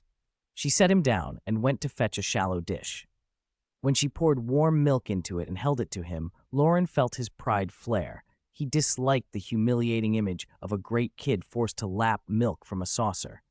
He gave Hermione a few sharp taps with his paw in protest, but his little pads could not force her hand. She laughed, held his front paws gently, and smoothed fur from his shoulders down to the tip of his tail. "Don't be angry," she cooed. "I'll feed you, okay?" She took a spoonful of milk to his mouth. Loren resisted. At first his jaw stayed shut, but the scent and warmth were comforting. She murmured, "Maybe being well-fed will help you recover faster," which to him sounded like the whispers of a devil. The milk finally broke his resistance. It slid down smooth and rich. Satisfaction warmed him. As the food soothed him, the awkwardness in his mind and the shock of his new body relaxed. The little cat's eyes grew drowsy, and for a moment he let himself sink into the comfort of being cared for. "I swear I'll get my revenge," Loren muttered, half to himself.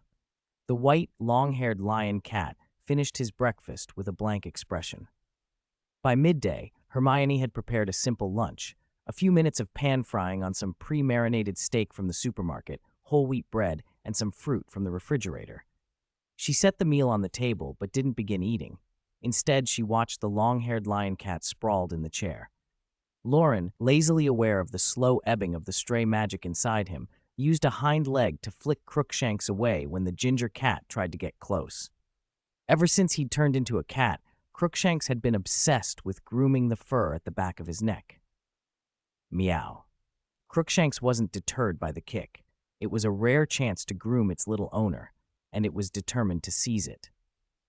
Loren watched Crookshanks's persimmon-colored face inch nearer and instinctively increased the force of his kick, sending Crookshanks flying down. Hermione laughed. She reached out, picked Loren up, and ruffled his fluffy, soft coat. She looked into his heterochromatic eyes and smiled. "Little kitty, what do you want to eat?" Loren said nothing. He shook himself free of her arms, ate a few strawberries, and walked off. Food couldn't hurry his recovery, and eating in cat form was too embarrassing, so a small meal was enough. Hermione sighed with mock disappointment. "What's there to be shy about? We're so used to each other. Didn't I once drink polyjuice with cat hair in my second year?" "Meow," Crookshanks seemed to say. "You were so embarrassed you hid from everyone back then." Hermione guessed what the cat meant, chuckled, and sat down to eat. As the sun slanted west, casting a golden wash over the snow, a grayish-brown owl from Diagon Alley flew into the bedroom. It dropped the week's stack of the Daily Prophet at the door, accepted a small parcel of snacks from Hanch, and flew back out, proud and businesslike. Hanch watched the owl go, then nudged the newspaper toward his mistress, eyes widening at the unfamiliar white lion cat by the table. "Hoo-hoo! You recognized him, didn't you?" Hermione said, tapping Hanch's head with a grin. "Too bad you weren't here last night. You'd have seen him transform." The spectacled owl cocked its head, puzzled, but it had already picked up Loren's scent. Loren, expressionless, presented his backside to the two of them in a very cat-like display of protest. He didn't know a tail could betray him so easily. As he turned, his long, fluffy white tail began to sway, drawing both Hanch's and Hermione's eyes. Hermione intended to read the news about Diagon Alley's incident, but the white tail rose and swayed, and her gaze kept drifting to it. The fluffy white tail reminded her of the tail she'd once had. Loren had loved playing with it. For some reason, watching it made her heart flutter. Subconsciously, she reached out and pinched it, pressing her palm against the soft fur. Beneath the warm flesh, she felt taut bones, but overall it was soft, a little slick, and surprisingly pleasant to touch. Loren turned his head and hissed, trying to intimidate her into letting go. Hermione only grinned and held the tail tighter. "What's wrong? You used to play with my tail in second year. Why can't I play with yours now?" Loren had no reply. A few minutes later, the white lion cat had settled across Hermione's lap. Her fair hand loosely cupped the tail, which slipped and swayed, sliding across her palm and tickling her. The sensation was oddly satisfying, a small compulsion that made her grab it again, and it slipped away again. By the time the streetlights outside blinked on, Hermione realized she'd been idly keeping the cat company for hours. She sighed contentedly and began to flip through the newspaper. Loren sat rigid and emotionless, but when she turned page after page, his heterochromatic eyes finally showed a ripple. The cat's body twitched, wobbled, and in the blink of an eye, his limbs lengthened and his fur pressed close to his form. The cat transformed into a young man. Loren rolled off the bed and stared at Hermione with a grim, ice-cold voice. Hermione, Jean Granger. Every syllable came out precise. Even his middle name was enunciated. "I'm here," Hermione replied, blinking innocently. "You had fun, didn't you?" Loren reached out and gripped the back of her neck. The hold was more a threat than a pain. His hand, just reformed from a paw, felt icy. Hermione squealed and laughed. "Cold! Cold! You played with my tail like that in second year. More than once," she protested brightly. "Then go find second-year Loren Morgan. What does that have to do with me?" He snapped, but the hand on her neck was already warming from her body heat. Hermione straightened and looked defiant. "I won't be convinced by your excuses. You still owe me. It won't be the last time you have to turn into a cat for me to play with." Loren's cheeks burned. He wanted nothing more than to erase the day from her memory. Impulsively, he grabbed her by the shoulders and shook her, as if physical motion could jostle the memories loose. "Don't ever mention it again. Forget it all. Forget everything." "Nope, you turned back into a cat," Hermione shot back. The two pushed and shoved until they collapsed onto the bed, panting, neither quite victorious. Loren, who hadn't eaten much that day, breathed heavily. "Hermione Granger, just you wait. When you learn to become an animagus, I'll make you regret this."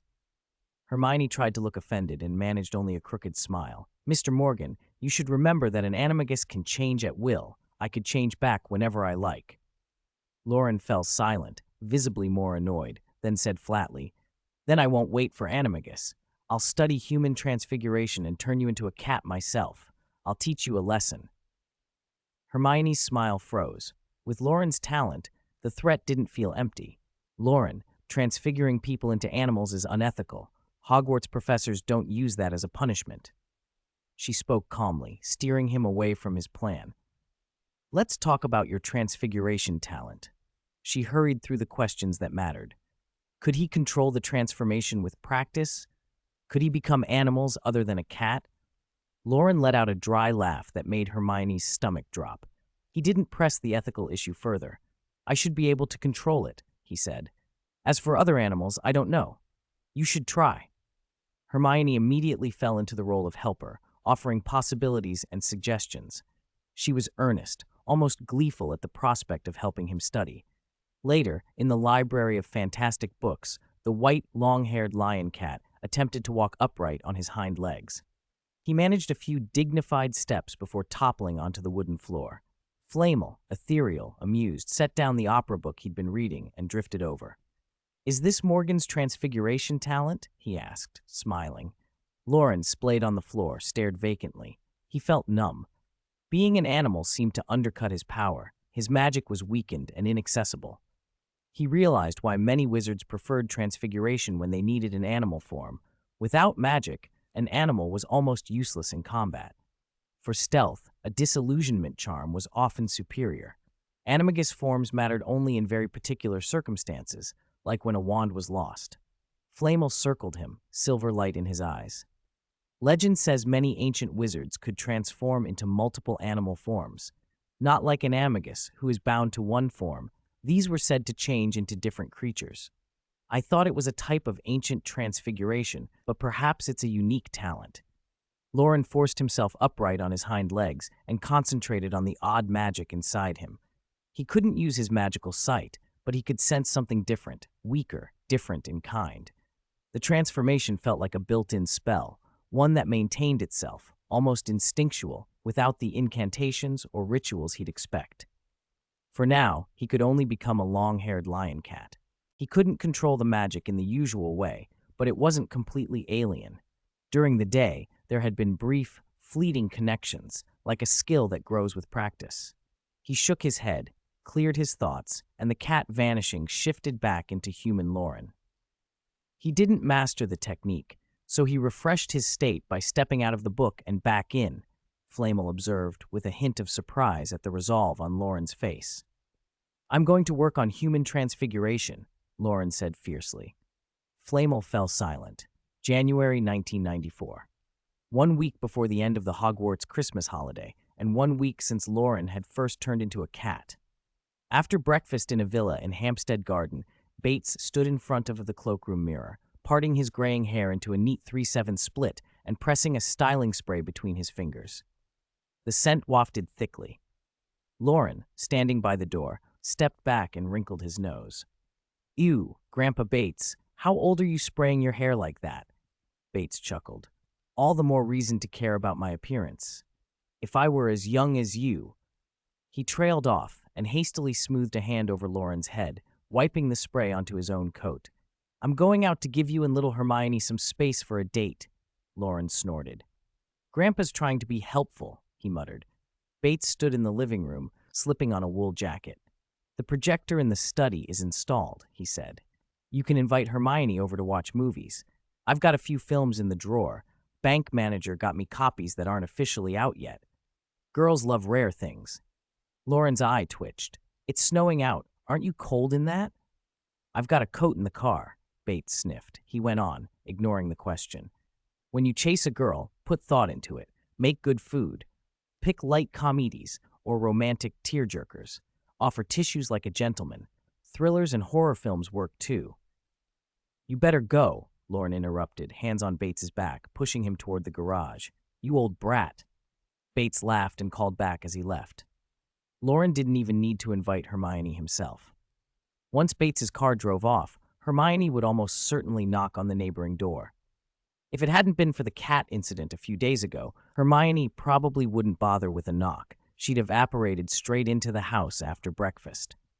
The study sat on the right side of the living room on the first floor. Unlike the brimming shelves next door at the Grangers, the Loren family's study was spare.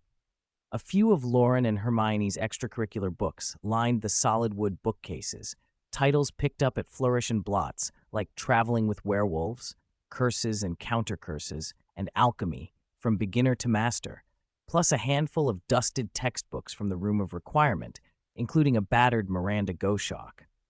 None of them squeaked, shivered, or gave off that odd smell of messy charms. To a muggle glancing in, they would have looked like the work of some small-press fantasy house. Safe to keep at home. The desk had been pushed into a corner. A projection screen, its red curtain drawn aside, hung on one wall, and opposite it sat what Bates liked to call the projector. It was more of a complete home theater unit than a single machine, a bulky CRT projector, almost the size of a small television, its front dominated by 3 stubby CRT tubes, red, green, and blue, like the muzzles of tiny cannons. Loren thought its design was horribly dated and rather crude, but he also knew that in this house such a thing was priceless. Home Alone, Jurassic Park, Groundhog Day, Schindler's List. Loren crouched in front of the cabinet and muttered as he rummaged through a drawer, then looked over at Hermione, curled up in an armchair. "Which movie do you want to watch?" 2 armchairs sat side by side. The left one was empty. Hermione occupied the right. In the dim light, her face looked small and serious. Loren, in that odd stage of adolescence, had just begun to shoot up. He must have been a fraction taller than her now. Squatting there, he was easy on the eye, but there was no time to linger on that. Hermione let her thoughts drift for a second. She wondered, not for the first time, how far his human transfiguration was progressing, whether he might surprise her and change her into a cat. "I'm asking you," Loren repeated. "Which movie?" Hermione exhaled and, grateful for the simplicity, said, "Anything, you pick." "Groundhog Day it is." Loren pulled a thick VHS tape from the drawer. Hermione hesitated, and a small frown crossed her face. "My parents mentioned that one. It's good, but too serious for this holiday. Christmas is almost over. Let's watch something lighter." "That makes sense." Loren searched again and produced another tape. How about Jurassic Park? My parents saw it when it came out. Dad said the effects were great, almost like magic. So that one? But we're wizards. Wouldn't it be a bit dull for us? The questions and answers fell into a familiar rhythm. Loren realized he could go on asking until dark and get nowhere. He stopped and plucked out the Home Alone tape instead, carrying it to the projector. The VCR was old and clumsy. It took a little time for the image to appear. Hermione got up and leaned over to help. Her long hair, loose and fluffy, fell over Loren's view and hid the front of the machine. She moved the tape, adjusted the tracking, and the picture snapped into focus. On the cassette cover, he could just make out the title.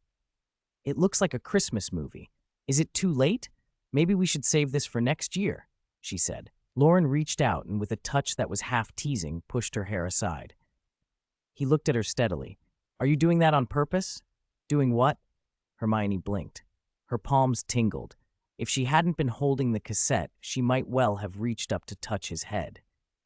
There had been changes since the day he became a cat, and she noticed odd, distracting thoughts surfacing at odd moments. Loren noticed the gaze and pretended to scold her. I've noticed you've been a bit too brave lately. No. She slid the tape into the VCR. It took only a second to wipe a smudge from his hand. You still have sugar on your fingers, she said, taking a napkin and wrapping it around his left hand. It was a small, familiar gesture. Wiping sugar off didn't take long, but Hermione's curiosity persisted. She placed his hand on the armrest and, more careful than necessary, ran her thumb on the back of it. The skin there was slightly warm, the bones beneath gentle and defined, the veins springy under pressure. He had the hands of someone who did chores, not rough and calloused, but firm and warm. The movie hit a light patch of laughter, and Loren realized she was still fiddling with his hand. He glanced down. Hermione was watching his fingers with an expression far too delighted, as if a new toy had been handed to her. He suppressed the little thrill at the role reversal. Usually he was the one to fidget with her fingers. Now she treated him like a cat in human skin. That tugged at something possessive in him. A small, foolish thought crossed his mind. Once he perfected human transfiguration, he'd turn Hermione into a cat and spend every day proving who was boss. He chided himself and focused back on the film. Later, in the library, Loren practiced. He had conjured a test subject from a book, Flamel's transfigured form, and circled it, selecting the target in his mind. He flicked his wand. A white ribbon of light spiraled from the tip, coiling slowly around the body. A faint glow suffused the figure, and the outline of the human form shivered. Seconds later, the body contracted inward while the limbs bulked up. The human melted into a hairy, muscular chimpanzee. Flamel raised his arms, turned this way and that, chattered and let out gorilla-like noises, evidently amused. Loren had to bite back a laugh. Flamel, in that hoarse chimp throat, tried a few high notes and failed spectacularly. I didn't expect my old anatomical studies to come in handy, Loren admitted. A chimpanzee's body is structurally close to ours. Once I learn cat anatomy as well, I'll try turning people into cats. Flamel broke the transfiguration, reverting to human form. He warned Loren gently, if you're only playing, remember to lift the transfiguration on time. Transfiguration differs from being an animagus. If a person's mind stays too long in an animal body, unexpected changes can set in. Professor McGonagall had warned them in the early animagus lessons about the tug between human reason and bestial instinct. There were ancient stories. The witch Mirabella, who turned into a cod and could not change back, ending her days a fish in Loch Lomond, or Thaddeus Thurkel's 7 hedgehog sons, grim reminders of what could go wrong. Speaking of which, Loren said slowly, I don't seem to lose my thinking when I change. I was thinking like me the whole day I was an animal. Probably your magic, Flamel suggested. Becoming an animagus involves astrology and secret potions to dampen the bestial urges. Starlight is always shining, so once you succeed, you can keep an animal form indefinitely. Your transfiguration, though, has a time limit, but you can shift into more types of animals. Both routes have their trade-offs. If you study deeper, you might be able to formalize your method into a ritual, like the animagus process, and pass it on. Loren nodded. The idea was tempting, but for the moment he had simpler needs. Flamel, help me find books on cat anatomy. specifically on munchkin cats. Morning came. Loren washed up and then knocked on Hermione's door. She was already up, and it seemed had eaten. She sat at her desk, head bowed over a large, thick book, lips pressed together, quiet and absorbed. Hanch, the small spectacled owl, nibbled at a nut nearby. A small cloth bag lay open, as if it had just delivered the heavy volume. Loren leaned on the back of her chair and peered at the title. House Elf, Case Records, he read. I had the manager at Flourish and Blots track down this out-of-print copy, Hermione said. It compiles every case the Ministry has brought concerning house elves from the early 19th century to the present. She looked up at him, and there was a tired sadness in her voice. Do you know, Loren, that when house elves do make it to trial, they're always found guilty and sent to Azkaban? But that's a mercy, in a way, she continued in a quieter, more painful voice, because many are executed by their masters before a trial even happens. Loren didn't have the right words, so he just reached out and smoothed a lock of her hair. The book was fragile and yellowed, and the room smelled faintly of something floral and old, like a flower past full bloom. After a long time, Hermione snapped the book shut. I want to watch a film, she said. They were back in the study. Shadows and light moved across the screen as the next movie finished and the credits rolled. Oscar Schindler, played by Liam Neeson, and Itzhak Stern, Ben Kingsley. Schindler's List is the story of a German businessman in occupied Poland who saved over 1,000 Jewish people by employing them in his factory, shielding them from slaughter. Hermione sat curled in the armchair, her eyes red and wet. She murmured, They're like the house elves, aren't they? No, house elves are worse off. They're born into slavery. She remembered Hoki, the small house elf who had been blamed and punished, still lived in her mind. Tears trembled in her voice. I remember Hoki. Loren listened more than he spoke. The real Schindler had a rough life afterwards, he said quietly. Not everyone he helped thanked him. If his factory had continued, maybe things would have ended differently for him. Hermione's mind, always hungry for facts, turned to history. There are many theories about how house elves came to be domesticated by wizards, she said, the steady scholar's cadence returning to her words. One is the war theory. Long ago, before they were called house elves, they might have fought humans in wars. Centaurs, merpeople, acromantulas, even unicorns have histories of conflict with wizards. Goblins staged rebellions. But the ancient wizards didn't use the kind of hereditary, blood-bonding magic that would force an entire race into slavery. Some scholars speculate that house elves once massacred defenseless young wizards, she went on. As punishment, later societies turned that people into servants across generations. She curled in tighter, diminished in the chair. Books had given her knowledge, but they offered little comfort when the subject was so vast and cruel. But that was the sin of their ancestors, not of the house elves who live now, she insisted. The idea of original sin is wrong, Loren. It's like pure-blood discrimination or hatred toward Muggle-borns. No one should be born into slavery. Her voice slowed but grew firmer. I don't want to see what happened to Hoki happen again. Loren sat beside her and smoothed her hair. He found himself weighing possibilities she hadn't yet voiced.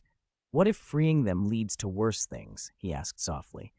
What if, once emancipated, house elves, using their own strange magics, start a war?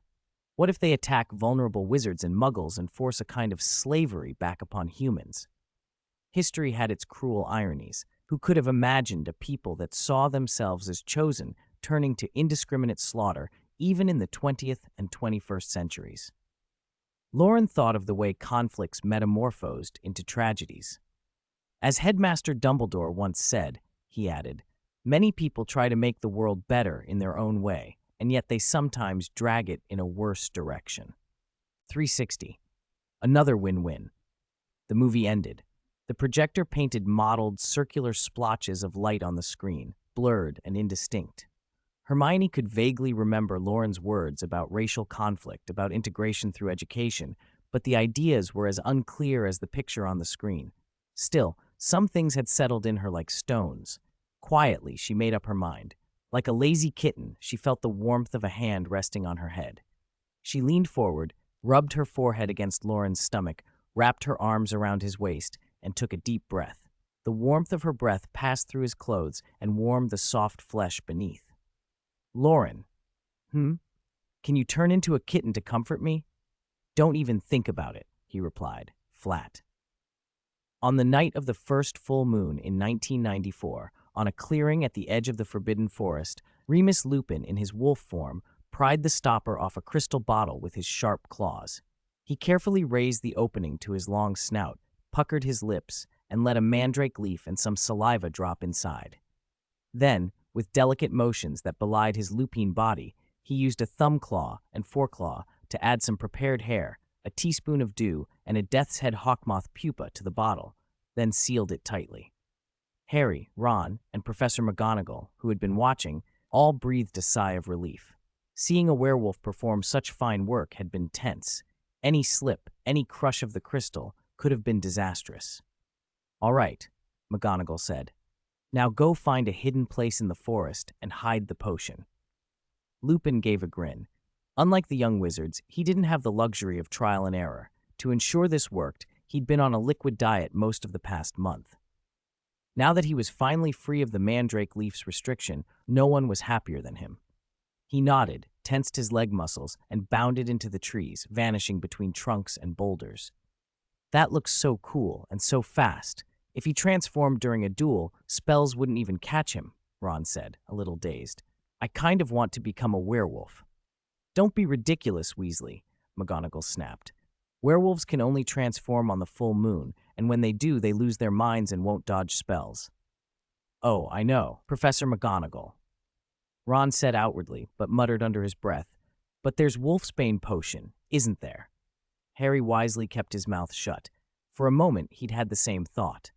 McGonagall glanced toward the forest and then back at the boys. You can begin the first step of the ritual. Do you have any mandrake? I brought a few leaves.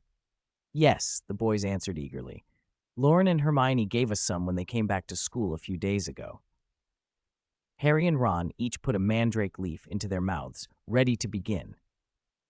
Frank! Frank! Grandma Longbottom's rough voice echoed from the kitchen of the Longbottom ancestral home. Are you planning to play that boring game of jumping from upstairs with Neville until dawn? Of course not, Mother, Frank Longbottom called back.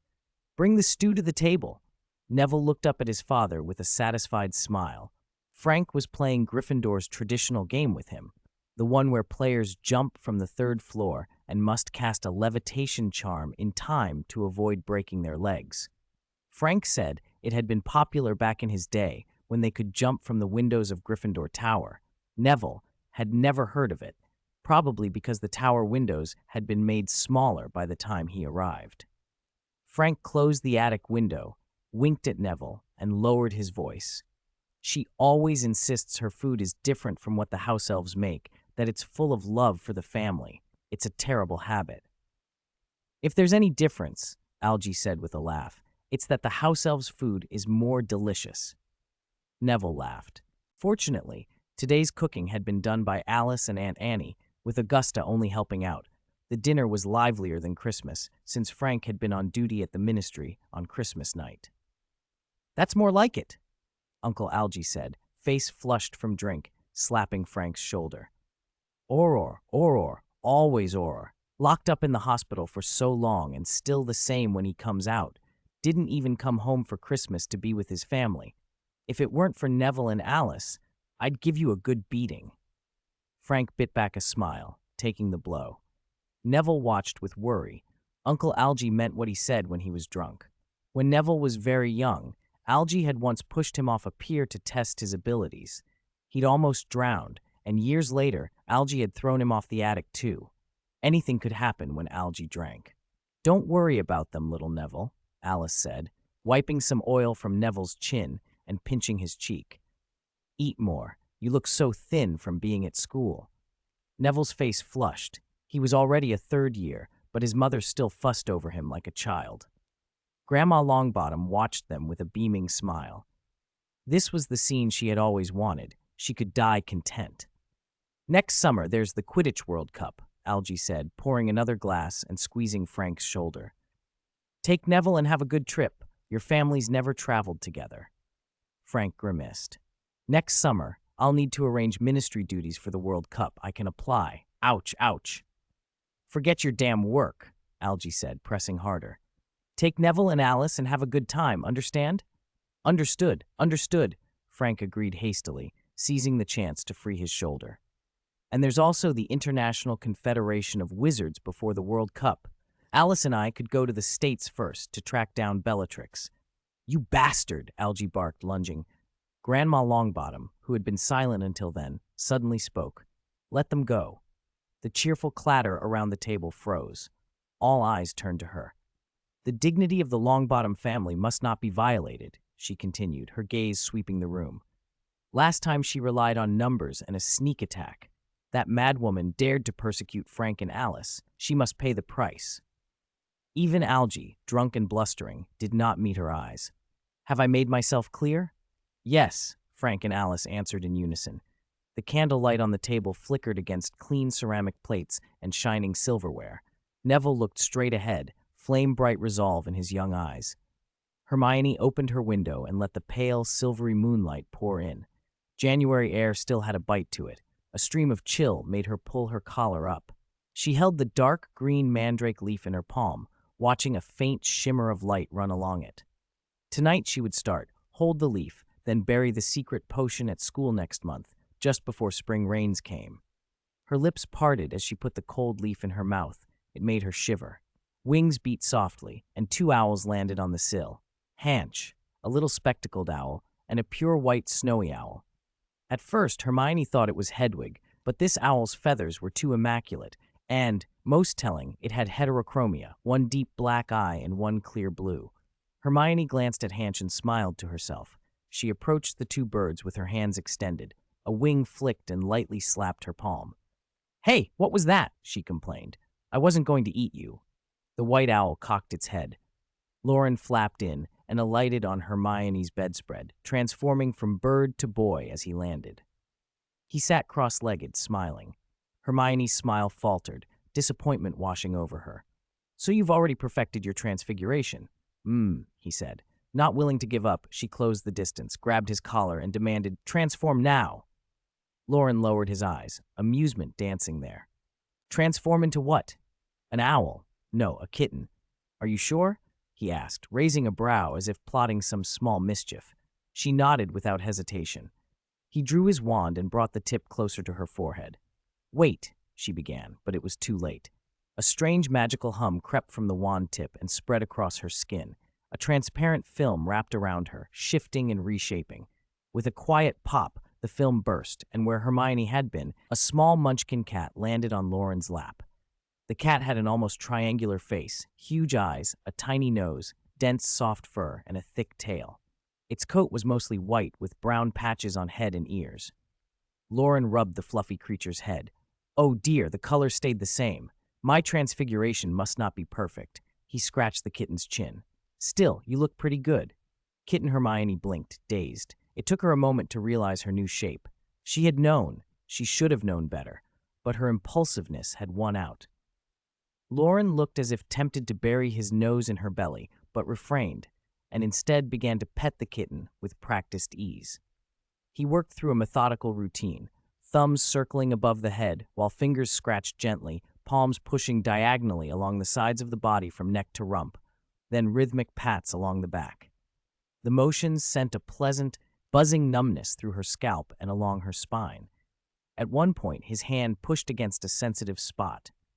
The kitten yelped and bit his right hand hard, glaring with furious little eyes. Meow, it protested, more of a spoiled whine than a proper hiss. Don't move, I'm massaging, Loren said, hooking his finger to feel the kitten's tongue and pulling his hand free. And be careful to keep that mandrake leaf in your mouth or the whole thing will fail. Mandrake. At the word, Hermione clamped her tiny mouth shut and glared. What are you looking at? Keep going, Loren hummed and continued. He moved to the 3rd step. Even, rhythmic pats that varied in pressure. Next would have been an abdominal massage, which Hermione absolutely refused to permit, so Loren returned to repeating the earlier strokes. A few minutes later, the kitten lay on its side in his lap, pink nose breathing warm, moist breaths, eyes half closed and content. How is it? Comfortable? He asked. Meow, came the sleepy reply. Loren felt a pleased little glow of triumph. He was certain his cat-petting technique had soothed her, and he'd had his revenge for her earlier teasing. Another win-win.